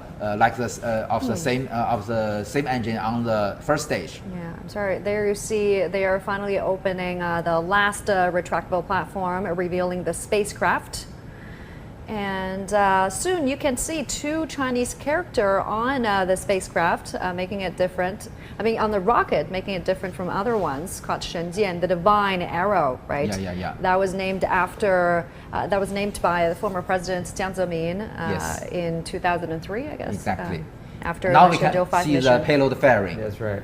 It's clear to see the fairing and the escape tower on top of that. And of course, the payload this time is the Shenzhou 12 spacecraft. Yes. You may notice 4 grid fins on the payload fairing. Yeah. What are they? So during the emergency escape, the grid fins will be deployed to adjust the aerodynamic forces on the body to make it stable. So that's a usage of this grid wing. Is that the same thing that we can use? We can see on those reusable rockets when they're coming back to? Exactly. So the grid fins can rotate its axis to adjust, but this one is a fixed one because the only usage of this grid fin is to just to stable the space the craft if it is emergency escape. But for the, as you mentioned, for some rockets. Including some small launchers in China, we use it's not a grid fin, but a grid rubber. So it can rotate with its axis, and it can adjust the attitude of the launch vehicle. There you have the close-up shot of the spacecraft again, a 3-module spacecraft. You've got the orbital module where astronauts work, eat, and sleep. That orbital module is the living area, and you've got the re-entry module. That is where the astronauts are sitting in. The re-entry module is located in the midsection of the spacecraft and contains seating for the crew. It is the only portion. There you have it. This is the only portion of the Shenzhou which returns to Earth's surface. Well, its shape is a compromise between maximizing living space and allowing for some aerodynamic control upon re-entry. And lastly, you've got the service module, which contains life support and other equipment required for functioning of Shenzhou. You've also got 2 pairs of solar panels which will deploy once they are in space. Yes. And talking about reusable, it's a new trend that all the rocket engineering is seeking for in the next phase, especially after the SpaceX launched their Falcon series. And in last September, China also announced that Long March 2F rocket has been successfully delivered reusable experimental spacecraft into the orbit. Is that going to be the same spacecraft this time? Not like this. You know that we use a different version, like the version launched the Tiangong 1 and the Tiangong 2 laboratory. The difference is that because during what you mentioned, the mission, we don't have astronauts on board, so we don't need the emergency escape system. So it used a quite different payload fairing. The payload fairing for launching the Tiangong 1 and Tiangong 2, the diameter of the payload fairing is 4.2 meters, the second largest in China. The most largest is those used in the Long March 5B. The payload fairing, the diameter is 5.2 meters. The payload fairing used for this Shenzhou spacecraft is 3.8 meters, just the third largest in China. Because you know that the Shenzhou spaceships, the diameter is smaller than the Tiangong laboratories, so we don't need the larger ones. And because you know that we have emergency escape tower. Because of this, the capability of the version used for launching spaceship is only about 8.1 tons. But for the other version you mentioned, launching the reusable spacecraft and for launching the Tiangong 1 and Tiangong 2, the capability can reach to 8.6 tons. A little bit bigger because the emergency escape system is omitted for these kind of missions. Once again, a great view of the Long March 2F rocket you're watching. It's specifically designed to launch the crewed Shenzhou spacecraft into orbit. And it has another name, as we mentioned, called Shenzhen or Divine Arrow. It is a human-rated 2-stage rocket. It has 4 strap-on boosters. As you can see from afar, those boosters are at the bottom. Long March 2F rocket has never failed a single launch, and today is going to be its 15th launch, taking these 3 astronauts to the newly built Chinese space station. And now you're watching this the Long March 2F rocket, which is about 58 meters high and 497 tons.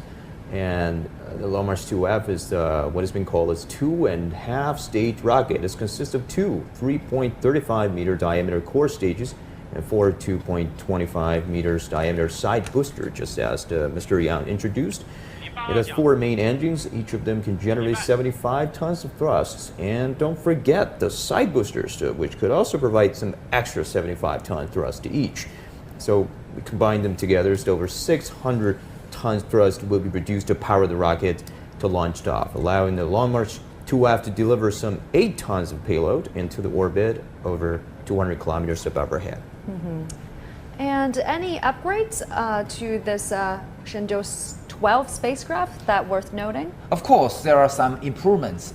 You know that during the former missions, the Shenzhou spacecraft it docked to the Tiangong laboratories. It only needs to stay there up to 1 month. Yes. But this time, the 3 routine months. regime will be half a year. So the Shenzhou spaceship will stay there in what we call hibernation mode. In this mode, most of the instruments on board the station, on board the spaceship will be shut down. But it must, we have to discuss, to evaluate the influence of radiation to all these instruments to make everything useful. Just before leaving to go back, so the Shenzhou spaceship is to wake up from the hibernation mode and check every instrument is okay.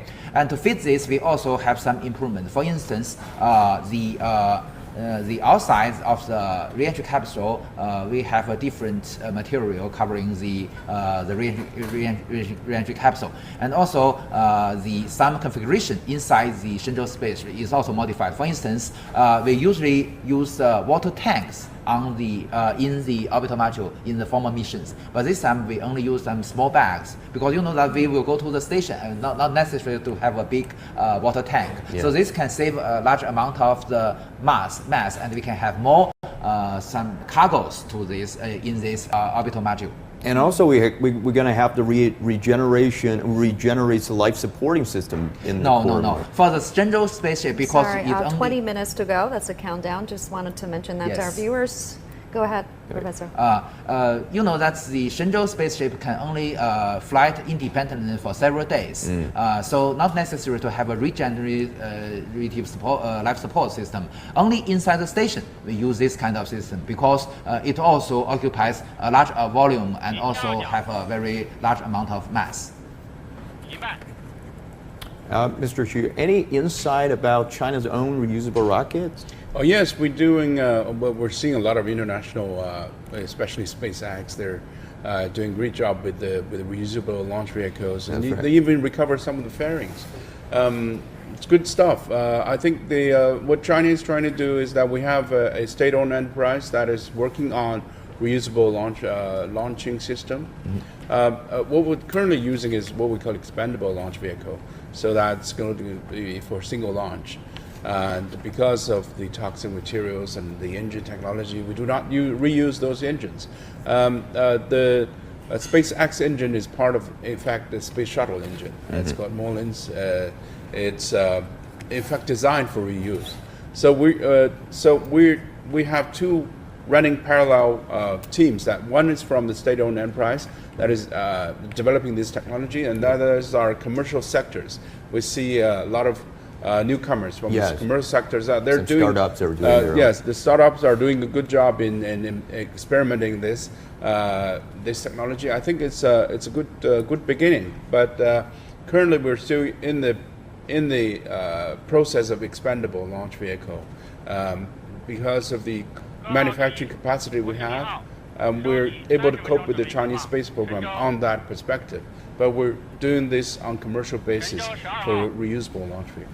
Yeah, we do have seen some news coming out that China is doing a test on their reusable, but it seems like they used a different approach to come back from the Falcon from the SpaceX are adopting. What's the difference? They're using parachute or yes, some of our testing are using as we have mentioned, the grid fins. The grid fins, grid right. fins to have at least have accurate falling point. So this can also save a lot of money. You know that the falling area usually is very, very big, very wide. And with this controlled re-entry, it can very precisely land it to a certain point. In the case of the SpaceX, they can even land on the sea platform. And for as you have mentioned, during the launch several days before in Xichang Satellite Center for the Long March 3B launch vehicle, we just tested the controlled parachute, which can also deployed during the falling and then control with some GNSS or the satellite navigation system. With the help, we can measure the position and then control the parachute to a certain point. So this is a different measure. There are multiple choices, still not determined for the future's reusable launch vehicle. But you know that just last year we have the maiden flight of the Long March 8 launch vehicle in Wenchang spacecraft launch site. This launch vehicle, in the future, the improved version will be a reusable one. We just have the maiden flight because this is a very economical launch vehicle designed for some commercial launches. It will be very competitive in prices, but in the future, if it can be reused, it will be even with an even cheaper price. So it's all commercial based, and also reusable are less efficient because you have to put more fuels. Yes, and that was also a trend that we can observe on Chinese market, because before we think the space it's just the state owned, it's what the government can do, but now we see more and more private sectors have been involved in this, and also state owned company are also participated, and they're developed their own type of the rocket and trying to put them into the commercial market. I think it's a good thing it's a good thing to compete with each other, and also rocket technology. Of course, there's our state-of-the-art technologies, and we need more newcomers to come and to compete with the market. And even domestically, we see a number of good startup companies that are doing great jobs in developing new rocket engines. Yeah, I'm sorry to jump in here. It's 9:07 Beijing time. We are 15 minutes away from the launch. There you hear the call out, T-minus 15 minutes.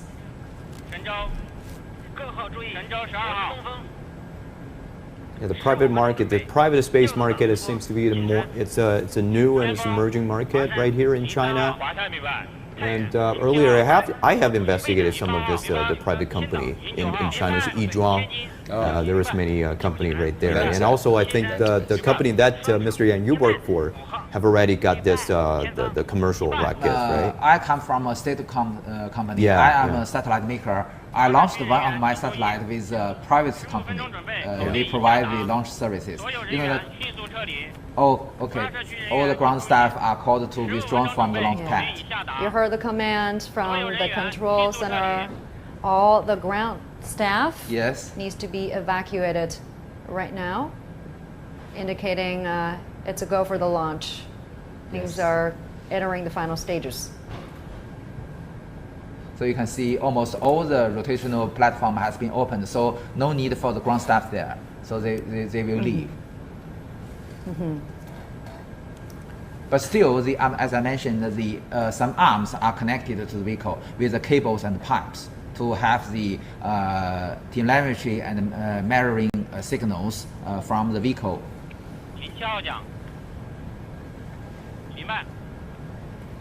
There, see the bus taking the ground staff away from the launch tower. They will retreat to safe zone, I guess at least 1.5 kilometers away from the launch pad. Yes. Well, last time in Wenchang, when China launches the core module, we see a lot of this the ordinary people who comes to the beach to watch this the launching event. What about this time? Is that can the ordinary people comes to Jiuquan to watch? Yes. I've seen some posts on the social medias in China. Some of private companies organize tourists to watch the launch. The tour. Yeah. But you can speculate from a distance away, about a few kilometers. Yeah. You have mentioned the commercial or the private companies. It is very interesting that all the orbital launches attempt also performed in this Jiuquan Satellite Launch Center. Two of them, including the Beijing Interstellar Glory and the Galactic Energy, performed their orbital launches successfully in China. So we now have two private companies which can provide these orbital launch services. All right, 12 minutes to go till launch. And talk about China's the private space market, and I also realized that was not just for the rocket, but also for satellites. The satellites is the big parts of the market, right? Yeah. There are more companies engaged in making satellites. You know, that's for launch services is really relatively complex. Not only you should have the ability to making the launch vehicles, but also there are many security issues. For instance, we've discussed about the falling area of the substages.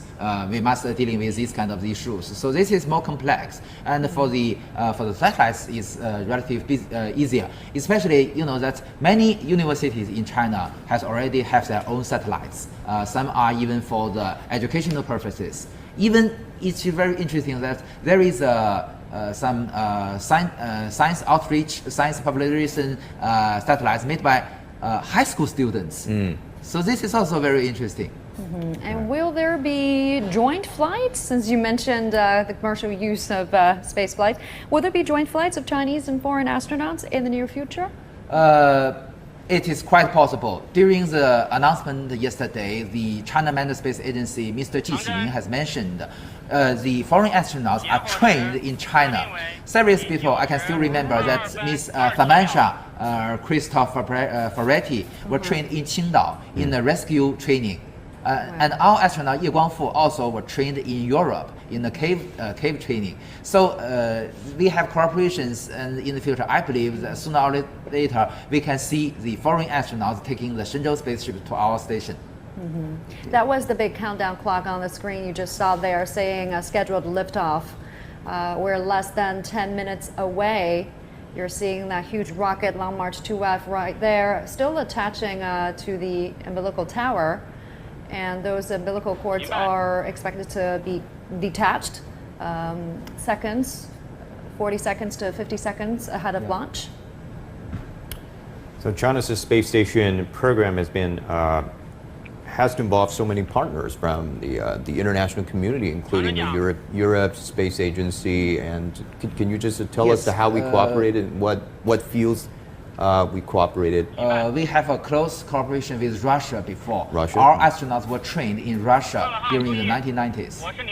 So I just want to translate this to our viewers. There you see the monitoring screen. The temperature is 23.6 degrees Celsius. The wind direction is 2.2 meters per second. And there's also the visibility and humidity monitoring status there.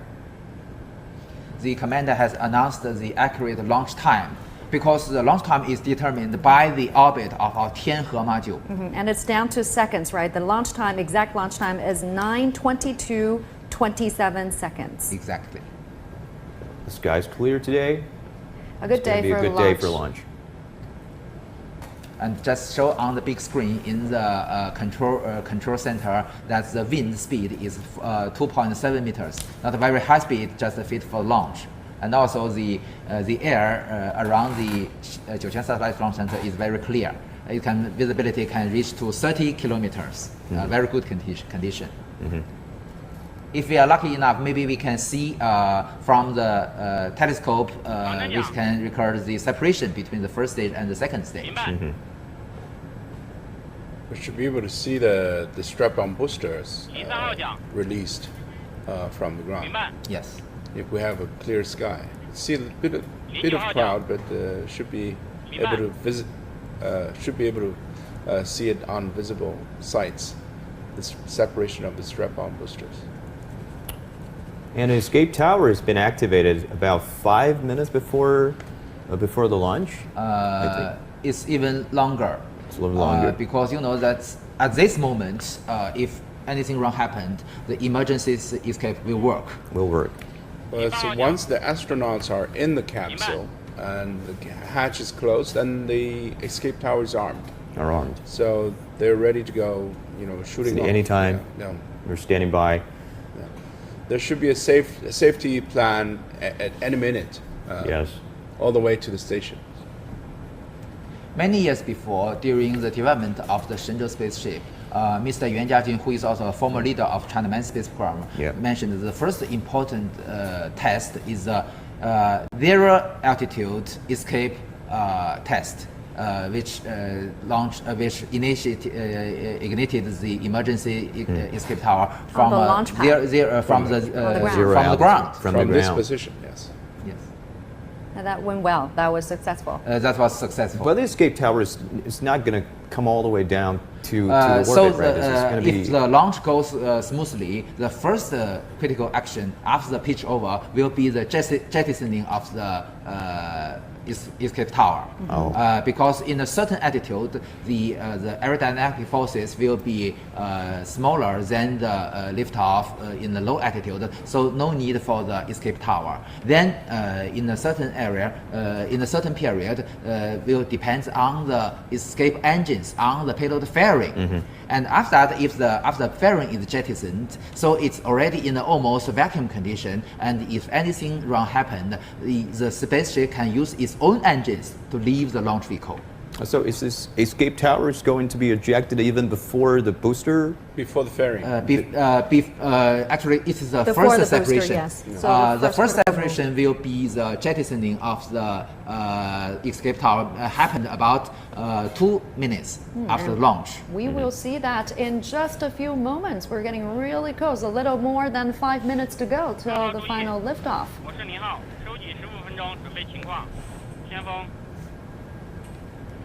The astronauts are still, I think they're still watching their flight manuals. Just reading their flight manual. They just need to repeat that again and again. I wonder how they feel at this moment. I mean, going into space would be the lifetime dream for every astronaut, right? I guess there will be boundless joy for. Is there any other instrument that has been connected on those on the body of those astronauts? Exactly. So they will monitoring the parameter, the biological parameters of their body. It will be also heart rate, respiration. If they don't feel not better, we can stop the whole procedure to deal with that. In fact, we monitor this all the time. That's right. I figure. T-minus 5 minutes.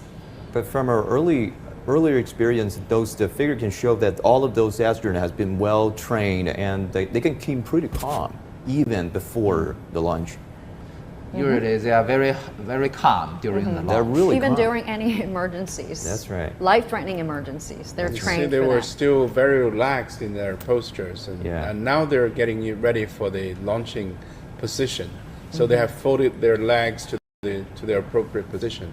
So even 5 minutes before, they were still, like relaxing. That's right. Checking their seat belts, checking their knee guards. They're going to put down everything and ready for the launch in 2 or 3 minutes. And we're getting really close. That's the live image from the control center at the Jiuquan Satellite Launch Center. And well, here we go. We're listening in for that very excited yelling guy. We had him last time when they launched the new station, so we're excited to hear that. He's always just seems so energetic with 30 seconds. So we're waiting for him. But say hey in the chat. Let us know where you're watching from. Here we go. The last 5 minutes. They're showing us a live view of all their officials and directors, and I'm sure a bunch of other terms that I should be using to recognize them. Top level officials that are there watching, as this is the first launch of the crew to the new Chinese space station, a very historic day for them. There go the visors. They are now closing. But let us listen into the last probably about 3 minutes, not even 2 minutes here, and see this launch. Liang, the other vice chairman of Central Military Commission, he is watching this launch very closely at the Jiuquan Satellite Launch Center, among other leaders. So we've got two groups of high-level leaders watching this launch from Beijing and also at Jiuquan Satellite Launch Center. All right, 3 minutes to go till launch. And it's interesting, it's usually quiet at launch control around this time as we're getting close to time zero. Not much comm going on there except for a few simple commands and the final countdown, and that's because the final status checks by now has all been completed, and that's a good sign. You don't want to hear too much noises around this time. So true, Space News Pod. A set of code of. What do we do with our arms? It's so true. They're so tight. At least they got some more room in there compared to Soyuz, but they look ready to go. They've been in there for a couple hours now. We'll get to all the comments and chats once they are up, but thanks everyone for being here, and let's listen in. There it is, T-minus 2 minutes and counting. Nerve-wracking moment, I mean, for the flight crew, for the whole launch team, and for all of us who are watching. As much as this is a moment for excitement, it's also a moment for anxiety, isn't it? And also the launching schedule is really tight for the China Space Station program, and we witnessed the first core module launch in the end of the April, and we saw the cargo ship just launch to the orbit just following maybe it's a few weeks later. Even the cargo ship was delayed for a week, but was successfully launched into space. Right. And right now, for the astronauts who are waiting there for launch, there's really not much they can do for this period of time. They're strapped in, things are out of their hands. They're relying on their team to get them out there safely. There we see the crew of Shenzhou 12 mission in the middle. Nie Haisheng, the flight commander, and alongside with him are the flight engineers, Liu Boming and Tang Hongbo. Yes. All right, that's the call out. T-minus 60 seconds. An incredible moment to witness. Truly majestic view. The astronauts are ready, in their ready position. They're ready. Yeah, and soon we're going to see the umbilicals being detached. That's going to happen from any moment from now. The arms will be finally there you see attached. the retractable arm has been rolled back. Wow. The historic moments is coming. And 30 seconds till launch. The first crewed mission destined for Tiangong, China Space Station on board the Shenzhou 12 spacecraft. Less than 20 seconds to go. And the Shenzhou 12 will be Nie Haisheng's third space out. That's right. 10, 9, 8, 7, 6, 5, 4, 3, 2, 1. Ignition. There's the booster kicking in. And liftoff. Just spectacular. The launch of Shenzhou 12 spacecraft heading to the Chinese space station, the divine vessel shipping away from its spaceport. Its destination, the Heavenly Palace. 3 astronauts on board the Shenzhou 12 spacecraft will be ferried to the core module of China Space Station. And of course, you're hearing the voices from the launch team providing tracking status, saying things are going good. That's the sound we'd like to hear. We have different ground tracking stations. Okay, it's pitched over. Change its direction of flight. All right. And that's the view of the side boosters. You're looking down at the tail of the rocket. This is a camera on the second stage. Major event coming up is the separation of the escape tower, right? That's going to happen about 2 minutes into the flight. And because the sky today is really clear, so we have a beautiful view. Clear visual. Yeah, we can have the clear visual of the rockets coming, launching off into the sky, and Right. The astronauts, they look fine to me. They look okay. Yeah. And keep in mind, the rocket has 4 side boosters. Those are the 2 out of the 4 you're watching there. So is that supposed to be the period that the astronaut feel very uncomfortable? Yes, that's the very beginning period. They Yes. were already experiencing the G load. Yeah. All right. When we'll see peak G load? The separation before the first stage. Okay, so we're not there yet. Yeah. The G-forces are increasing. First thing would be the separation of the strap-on boosters. Yeah. No, the first one will be setting of the emergency escape tower. If everything goes right, we're going to see the escape tower jettison we in won't a be few able moments. to see it on the camera because this camera was looking down to the strap-on boosters. Oh, that's the 3D simulation. animation. Yeah. That animation is based on that's real-time the telemetry. tower. Okay, Yeah, that's the separation of the escape tower that we just saw there. And you heard the call out. And then, That's the infrared 150 image. seconds will be the separation of the 4 boosters. A great infrared image showing you a successful separation of the escape tower, really indicating the low-level flight, the initial stage of the flight went well. That's in fact an infrared camera that is looking at the rocket itself. Right. So this is the video. Again, the side boosters. Coming up next is booster separation. the booster separation. And first stage, wow. there you see separation. the booster separation. The 4 side booster has been separated from the core stage. And the first stage rocket Beautiful. separation. You see the 5 bright dots? Those Yeah, are the that's 4 beautiful. side boosters and the one And also stage the core 1 stage, rocket. the first stage is also Core already stage rocket. separated. So now the astronauts should be feeling really comfortable, and they're making some movement. You can see. Oh, they're waving to the camera. I'm And telling the next the team they're okay. operation will be just jettisoning of the payload fairings. I think that's the image of the stage 2 rocket engine. Exactly. The Coming camera up next- mounted on towards the backward. Right. Coming up next is the shutdown of the stage 2 rocket engine. And there is only one main engine for the Only second one main stage. engine, Okay. and That's 4 the vernier view engines. of the one main spacecraft, engine right? and That's 4 the- more vernier engines. Vernier engines is to control the attitude. All right. Yeah, That's the the fairing. jettison of the Yeah, yeah, fairing. That's the solar panel you're seeing. Which module is that? Is that the orbital module, service module? Service module. Is It it? is separation of the payload fairings. The fairing covers the service module as well as the capsule. The camera, as you mentioned, is mounted on the I believe the propulsion module. There you can see the Earth from the Yes. camera on the spacecraft. Yeah, we can already. The ellipse of That's the a great Earth. visual, Beautiful. You can see the Earth. So a series of fast maneuvers and status reports there. What a beautiful launch that was. 9:26 a.m. Beijing time here. About 4 minutes into the flight, everything continues to look good. They should be already 100 kilometers above Earth already. at this Wow, it's incredible to hear how fast the rocket. The whole is going. process that before they're hitting the orbit, it just need like 10 minutes.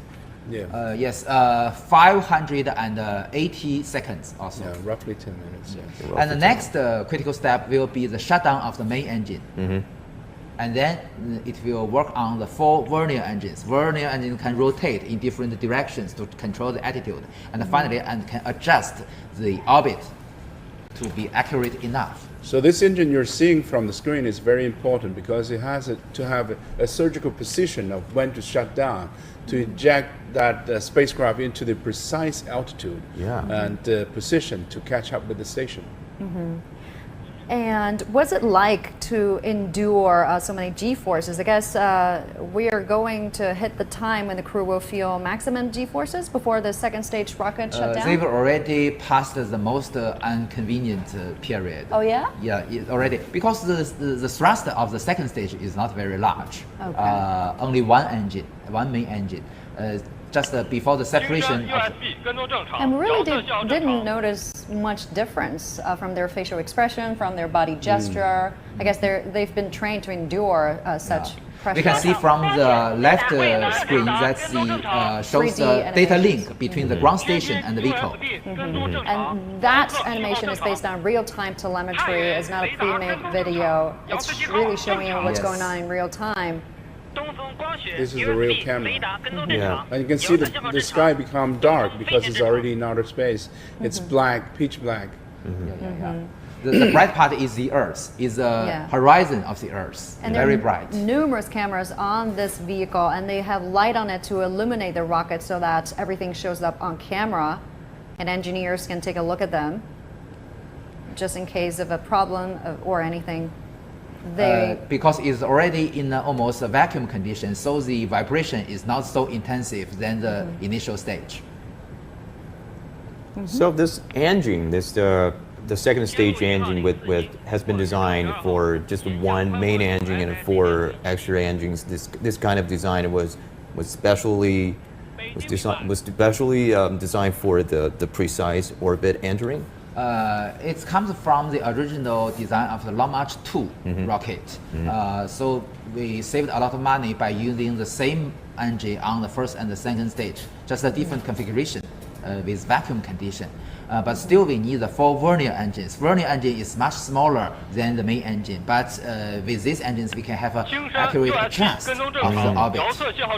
Okay. It's almost 9:30 a.m. We're almost about 8 minutes into the flight. And keep in mind that this is China's first crewed mission since 2016, nearly 5 years ago. It's also China's 7th crewed spaceflight overall in the past 18 years. Ground tracking staff are saying everything is normal, is going nominal. You just saw some bright orange flame there. The main engine is shut down. Now it's been shut down. Another critical step being completed. So now those astronauts now they're floating. Oh, they're now floating. They're floating. So now they're supposed to feel more comfortable. They do look like they're a bit more at ease now. They're looking at their flight manual. We can hear from the voice that it shows that the USB, the tracking, the video tracking, and also the optical cameras tracking very normal.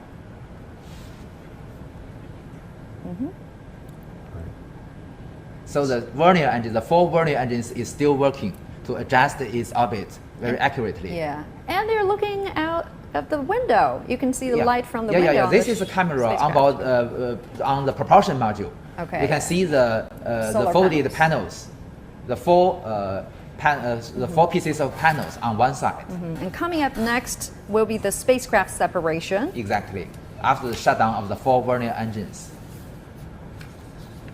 So in fact, they're fine-tuning their attitude and to make sure that it's facing in the right directions. So, and just like that, China is back in space with a crew for the first time in about 5 years, 5.5 years, with their crew of 3 heading to their brand new China space station. I've seen it throughout the day in the chat. How long is the rendezvous going to take? We've seen Soyuz taking a number of hours, 3-4 hours at shortest, and we've seen Crew Dragon at like 30 hours sometimes. How long is it going to take? They are targeting a rendezvous in about 6.5 hours. If they do live stream it, we will maybe try to bring that to you. It might be the middle of the night, so we might just do a recap on it. But we will see depending if they keep their stream live or not that whole time. But yes, they are. And there goes the separation of that final part. That's right. So the next critical step will be the unfolding of the solar panels. Solar panels. Wow.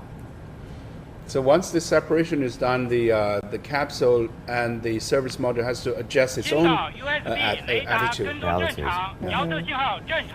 And you can see the spacecraft, the full view of the spacecraft from that 3D animation, right? You can see the returning capsule in the middle, and then the orbiting module and the service module. Another great view of the Earth. That's just the, yeah. This is a video from the camera mounted on the spacecraft. As we're just standing by for the deployment of solar panels. Look at our home. The voice says that the data link between the vehicle and the data relay satellite has been established. You can see that the pin is floating. Yeah. Wow. They're tossing things around. Yeah. Look inside the They are just enjoying the microgravity now. I think I'm not sure a pen's the first thing I would have thrown around in 0G, but okay. Just waiting for solar panel deployment. for them, as they will have about 6 hours, as I said, until they dock. Thank you, everyone, for joining us. We're staying live as long as they are here, and we'll be staying live after to answer all of your questions. Say hello to all of our new subscribers. Thank you guys so much for being here. I know we had over 400 people at Liftoff, and we had some super chats today as well. So thank you guys for supporting it. All goes right back into the channel to make this possible and to expand and build our team to bring you the best coverage that we can, and hopefully our own cameras in the future as well. But they had a perfect day, a perfect launch countdown, no holds or anything, and they are now on their way to their new home on the international, or not the International Space Station, the new Chinese space station. I'm not even going to say it. I know I'm going to say it wrong. I got to get someone to tell me how to say it right. But they will be on board for 3 months. So not completely sure if they will do a handoff to a crew or if they will leave and then another crew will come just yet. We've kind of heard both from the China Space Agency. And there go those solar panels deploying. Deployment of solar panels. Now the solar panel is unfolding. Unfolded. Major cheerings.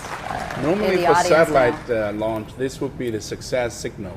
Oh, yeah. So at this moment, the spacecraft has continued. They look so excited. That was, this is the Jiuquan Satellite Launch Center. The image earlier was from Beijing. This is the Jiuquan Satellite Launch Center once again.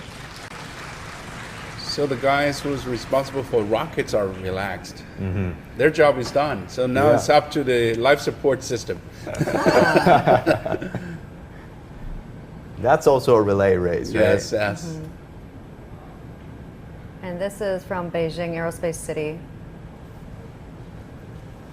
And it's a spacecraft right now in the same orbit of the it's the same module? altitude, but they need to have final adjustment so that they can catch up with at this moment, the Shenzhou 12 is in the same orbital plane of the Tiangong 1, but with a different altitude. Usually the apogee is 200 kilometers, and the perigee is 200 kilometers, and the apogee depends on the control, and usually more than 300 kilometers high.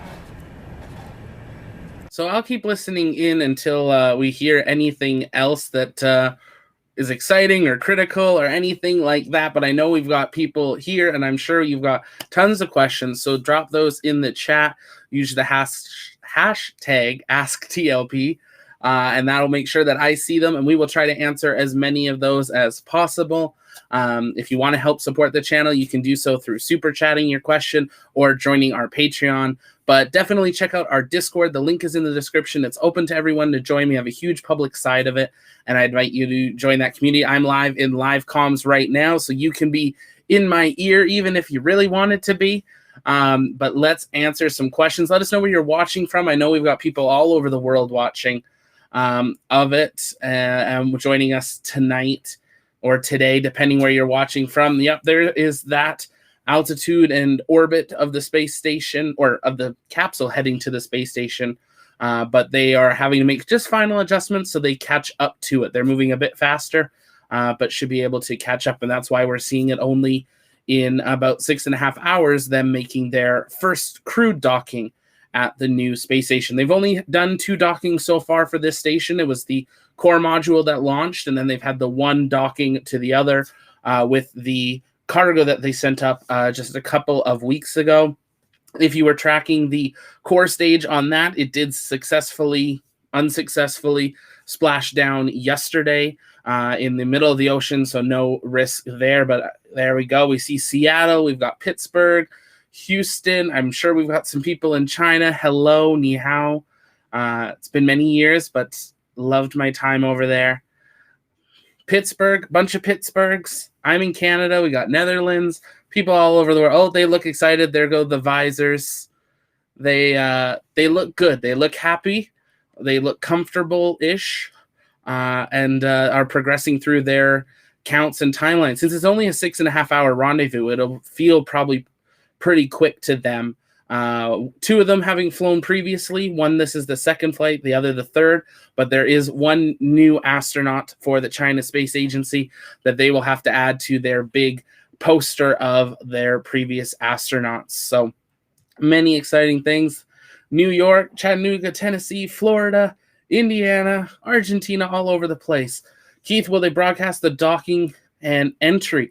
We're assuming that they will broadcast the docking. They've done that when they dock the cargo. So we will keep an eye out for that. If they do, we'll try to bring that. If not, we'll at least do a flash update tomorrow of the docking. So make sure to keep an eye out for that. And we'll make sure to do that. Greetings from the DR.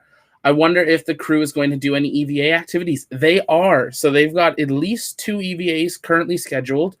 The EVA spacesuits actually went up on board, I believe, the cargo ship that had, he said it earlier, I want to say it was 4.9 or 3.9 tons of cargo, and included in that were their suits. So they are scheduled to do 2 EVAs. I believe it's 2 will go out and 1 will stay in station for it.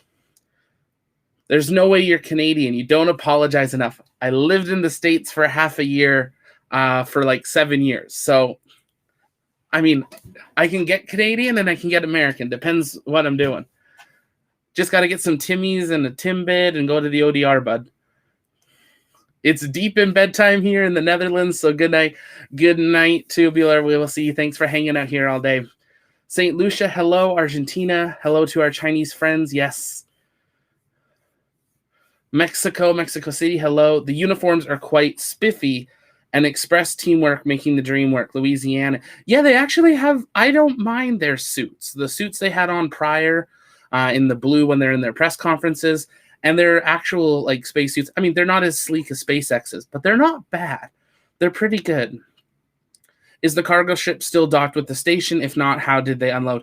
Yes, it's still docked, and that will remain docked. It's going to be very much like what Russia does, where they'll dock cargo for many months if they need to, or weeks, and then it can separate and do what it is. Poutine for the win. Yes. What do you think these 3 are reading? Big wads of paper. I think the 2 on the outsides the one on the right looks like he's just chilling right now. He's just like, I'm in space. The one in the middle, the commander, probably reading through what his next protocol is, not as an astronaut, but as a business and event planner. I know that like, even if one thing's done, let's say an event kickoff, you're already thinking about the next 5 things.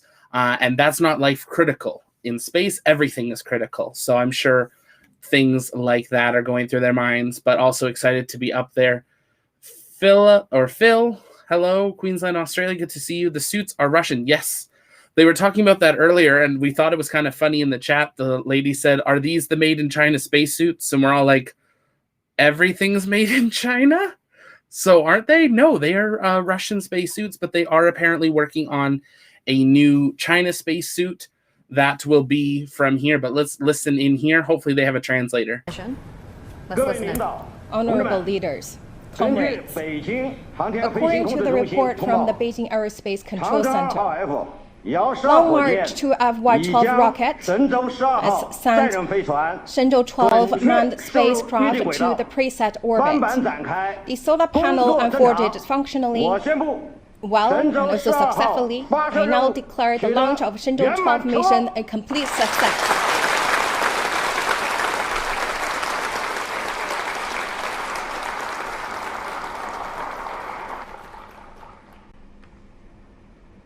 There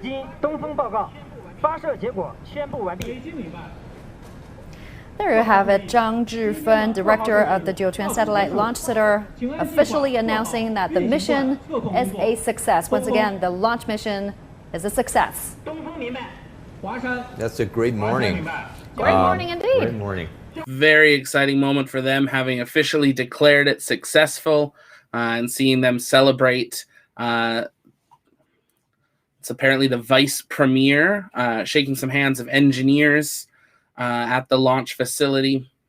But exciting day for them as China is back in space for the first time since they last came home in November of 2016 and are on their way to the next new space station.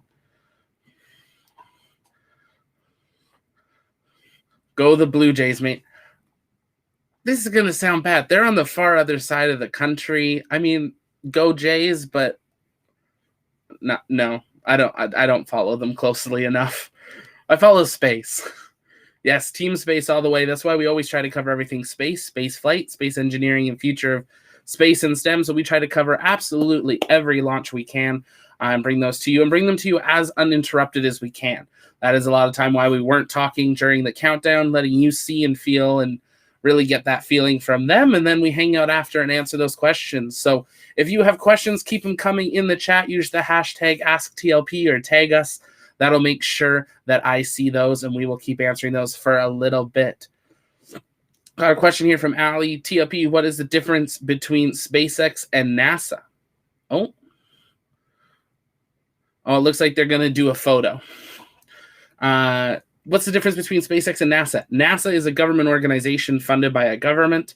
SpaceX is a private company funded by Elon Musk, and then also investors that has its own private board. It is not under the direction of the government, but it does have government contracts for it. So it's probably, yeah. I mean, the best way, I guess, to think about it is how to think about it.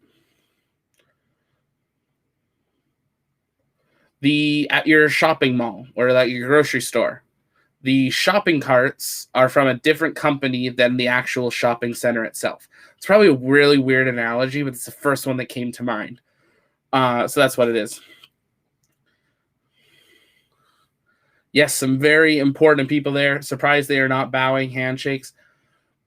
Handshakes are pretty universal. I mean, yes, bowing is a big significance of respect in some nations and cultures, but handshakes go across. Replay the launch. Chinese don't bow. It's true.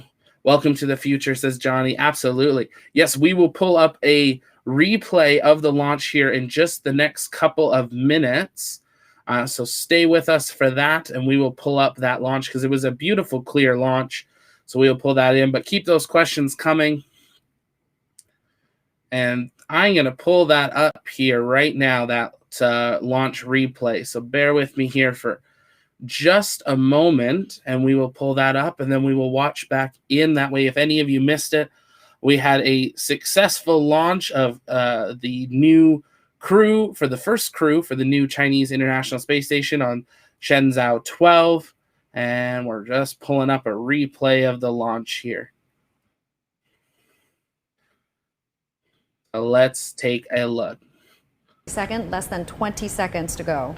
And the Shenzhou 12 will be Nia Haixun's third space out. That's right. 10, 9, 8, 7, 6, 5, 4, 3, 2, 1. Ignition. There's the booster kicking in. And liftoff. Liftoff. Just spectacular. The launch of Shenzhou 12 spacecraft heading to the Chinese space station. The Divine vessel shipping away from its spaceport. Its destination, the Heavenly Palace. 3 astronauts on board the Shenzhou 12 spacecraft will be ferried to the core module of China's space station. And of course, so we'll keep listening in here and answering those questions. We see here that trying to catch up with the chat here. Is it true that Russia is planning to launch cosmonauts to the Chinese space station? We have heard that there are official conversations underway of cosmonauts possibly visiting the China space station. Russia is also planning their own space station called Ross. So we're not too sure what will happen first or how that'll work. There's also rumors that Russia's pulling out of the space station. But based on the conversations and statements from the last couple of days at the kind of World Space Agency's conference, nothing was pointing that direction. It sounded like they were still pretty happy with their partnership with the ISS. So we'll see what happens, but it would not surprise me that we see Russia and China working together more. If you haven't yet, head over to our channel. We had a video about the big announcement this morning from Russia and China about the new lunar base that they have announced. So definitely take a few minutes and check that video out and share it about there. SpaceX is kind of like Enterprise Rent-A-Rocket. That's fair. For the Falcon 9, yes. Zach, do you watch Secure Team 10? I've heard of it. I haven't watched it. Should I check it out? Yes, there is different training. What are the odds of a Falcon 9 docking at the Chinese station? Probably almost nothing. That's highly unlikely that would happen. a Crew Dragon docking at it. I'm not even sure if it's the same port, so we'd have to check on that. Are there any planned experiments on the new China space station that have been made public? If so, which are you more excited for? That's from New Watts. Good question there. They did interview one scientist. They selected 9 scientists to send up experiments for the 3 months. Some of them are shorter, but they interviewed her, and she said they were sending up some sort of worm or something. She didn't really go too deep into detail, just that she was very honored to have been selected. So they haven't said a lot, but hopefully we'll know more, and hopefully they will be more of a more open to what's happening on their space station, so we can follow along with it. We will, of course, bring you flash news updates or full news updates as we hear different things that are happening on board the new space station, the Tiangong space station. Do more. This is a replay, so we're just doing a replay of the launch while we're answering your questions. The crew is in orbit. In this situation, even in Japan, we wouldn't bow. We would just shake hands. Oh, good to know. Who is the English announcer? Sounds like the lady for Blue Origin. It does, doesn't it? That's amazing. I did not catch that. Hey, she's just so good at Blue Origin China called. Not too sure. Russia can use Chinese launch facilities with its own rockets. This is plausible. Yep, definitely plausible. Just like Russian rockets can use other facilities. There's a number of facilities that Russia can launch from. Some actually quite close to the United States. Russian rockets use French facilities in South America. Yes, they do. Thanks for subscribing there. EHFLX, I think. Yes, Chinese, Russia, international moon base announced. Check out that video. We go into it. We go into the 3D renderings that they've released and everything, and the schedule of development and when that first crew is expected, which it's quite a whiles away, but check that video out. No landing pad today? We might. We'll see how long this goes. We might just do a surprise one and jump on. If you are new to the launch pad, we do something called the landing pad every week on Wednesday nights where we just hang out, play some Kerbal, and answer your questions. So we might end up just doing that, or we might just turn this into it. We'll see there, Orange Guy. We might also do that tomorrow and do a Discord hangout or something as well. China needs to pay the U.S. for stolen rocket. Interesting. Which rocket launched the Gateway Space Station module? So they have not launched yet, but they will be launching on a Falcon Heavy that will have an extended fairing on it. So it'll be the first fairing there. So those are expected, I believe it's 2024. There's expected like 3 or 4 of them to be launched. But yeah, keep those questions coming. That was the replay of the launch here. We're going to jump back and see what they are doing right in this moment and see if they're still live. Okay, they're interviewing somebody. So we're not too sure what they're doing here, but we'll keep it up for a little bit and answer those questions. And then we might jump on over and do a landing pad hangout here a little later tonight, but keep those questions coming. Docking is expected in 6 hours from now. So that is, let's see, it's 8 math. So 1 a.m. Pacific, 4 a.m. Eastern. We might be live for that. We'll see.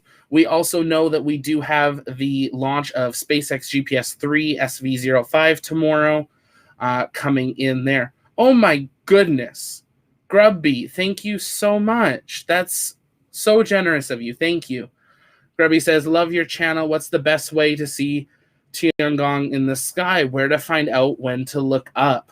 That's a really good question. I haven't dived deep into that just yet because it's still quite a small station when you think about it. It's only 2 modules, and then it has the crew. As the crew starts to build it, which is what this crew will do, they'll use the robotic arm and start to actually do it. It'll be easier to see. So I will try to look into that and get an answer for you. If you follow us on, if you join our Discord, I'll try to share it in there or on Twitter as well. If you haven't yet joined our Discord, I will drop the link in the chat for everyone. It is free to join. It's open to the public, and you can join in. We have an awesome community in there as well, so definitely can check that out. Also, make sure you follow us over on Twitter at @TLPN_official. That's where we live tweet all of the space stuff that we can't cover live on a stream, and news updates as we hear it happens. Great, we got some answers here. Joe Dog, best website for tracking is Heavens Above. Good to know. I haven't used that. What time is the SpaceX launch tomorrow? If it's at nighttime, I might try to go to the airport and hopefully take a cool photo. Interesting. The launch tomorrow, we have it scheduled already on the channel. I believe it is a morning launch. It's tomorrow morning. It's at about 9 a.m. Pacific. So about 12 or so Eastern. Let me just double check here. Liftoff is scheduled at 12:09 Eastern for that. So it's kind of an afternoon launch there. But wow, thank you, Grubby. Grubby and Space News Pod, thank you guys so much for your support. It really means a lot and it makes all of this possible. For those of you that are new, we've been covering Inspiration 4 since pretty much the day it was announced. We've interviewed Jared Isaacman. We're working on getting the interview with the full crew, and we will be down live on location for the launch. So those super chats and your Patreons and everything are a huge support in being able to fund that trip, as it's not cheap to get down there for a week or so. But that's where all of those funds are going now, so you know where they're going. So Heaven Above tracks ISS, Starlink, and many more. I would assume it would track then the new station because it's going to be pretty critical. But very exciting day for the Chinese Space Agency as they have successfully launched. And you can keep those questions coming, and when they start to fade out, we will wrap up for the evening and maybe jump into a landing pad hangout with some Kerbal here. I see Grubby's in the Discord. Welcome. Expat joined. We had ECE join earlier, 137. Welcome. If you haven't joined yet, feel free to jump on over into the Discord. The link is in the description. It's free to join. And we'll give you a shout out if you join in.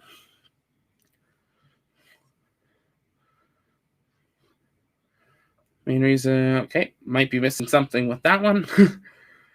But yeah, with that. So they're showing some pictures, it looks like, from what's inside some of the testing of the station. Let's pull that replay down. It's not a replay anymore. There we go.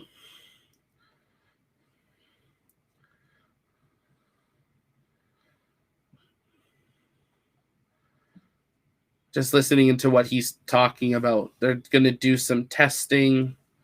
Let's take a listen in here just for a second. Space station. During normal operations, it will be far apart from the space station. But when it's needed, you can fly closer to the space station and dock with the space station. And then it can be serviced. We can refill it and can upgrade instruments on the telescope. All right, so actually this telescope is not attached on the space station, but they just are flying together in the same orbit. So, well, tell us more about whether the Shuntian telescope's mission and what scientific operations can we expect from it. I'm interrupting this. I'm sorry. New Watts, what are you? Thank you. Thank you so much. That's so generous. I love it. 2021. That's such a cool super chat. Super chat for a super guy. Well, thank you so much for that support. That's a huge help in keeping this going. So thank you so much. Everyone say, hello to New Watts and hello to Groovy and Space News Pod in the chat. Thank you guys for your support. But New Watts, that's crazy. Wow. Thank you. Methalox engines are better for reutilization. Yes, I believe they have there's a number of perks to it there for it. Let's listen in here. Space industry. This is a mission 29 years in the making, right? And some say being part of China's space program is like on board a express train. How do you make that? Yes, that we have a continuous, slow but steady step to have our own station. Today we have our dream have come true. I can still remember during the live coverage in 2011, my first cooperation with CGTN. At that moment, Mr. Zhou Yue mentioned that today we are one step closer to have our own space station. And today it becomes true. Here we are. Yes, exactly. And this afternoon or this evening, when our astronauts go inside the station, they will enjoy their lives in our station. I believe that will be more exciting moment for all of us. And what will be their first major tasks when they, can complete the dock and rendezvous and got into the space station? I think first thing is to flip the switches. They have to turn on the station and make sure that the connections are successful, and they have to do some, like Jiuquan said, the hibernation of the capsule, and then they open the cargo ship, and they take out all the necessary stuff, and they, I think, dig in is one of the things. They have to start feeding themselves. So lots of things to look forward. I think they get changed, and they get comfortable with the station. So that's the first thing they will do. And they also have to synchronize with the ground crew on their working schedules and working times. So a synchronized working time, not to work overnight, is also another thing to do. So they have to turn in at the appropriate time. So they have a few hours in preparation. So quite a few things to do. Do the undressing and do the change into that penguin suit. Open the deliveries. Yes. So it's more of a, it's like moving into a new house instead of everything. Exactly. Wow. Now but now they're I think their living apartment is not fully functional, right? So they're first to stay. Their job is to build their own home. I mean, this is the first segment. The Tianhe is the only the core module, and they have to perform a number of missions to renovate and to build their own home, and they're looking forward to have the second and third fuselage, as well as more cargo ships to come and dock with the station. So they are the very first crew to see everything from the very beginning. So they're going to do their job during this 3 months period, including EVA activities, assembly, integrating, and testing of all facilities. Make sure that the very crucial part, which is the life support system, functions well, and the recycle system, including urines, water, and waste recycles. And the water recycle has to be electronically charged to produce oxygens and methanes and hydrogens. All of this stuff has to work perfectly before they welcome the second batch of the astronauts. Well, gentlemen, it's a pleasure to have you with me and Yang Zhao here, witnessing the history being made right here. As we say, exploring the universe, exploring the boundary of the universe is the shared dream for mankind, right? Thank you so much for joining us here for our coverage. And Shenzhou 12 spacecraft, as we speak, is now in orbit. In the next few hours, about 6 to 7 hours, it will complete its rendezvous and docking with the Tianhe core module of the Chinese space station. And when that happens, CGTN will bring you full coverage on here, right here. We're going to keep you updated. So China successfully launched its first manned mission for the building of the space station earlier this morning, and with 3 astronauts on board. And before we go, let's take a look back at the key moments. And thank you for watching. Bye for now. Bye-bye.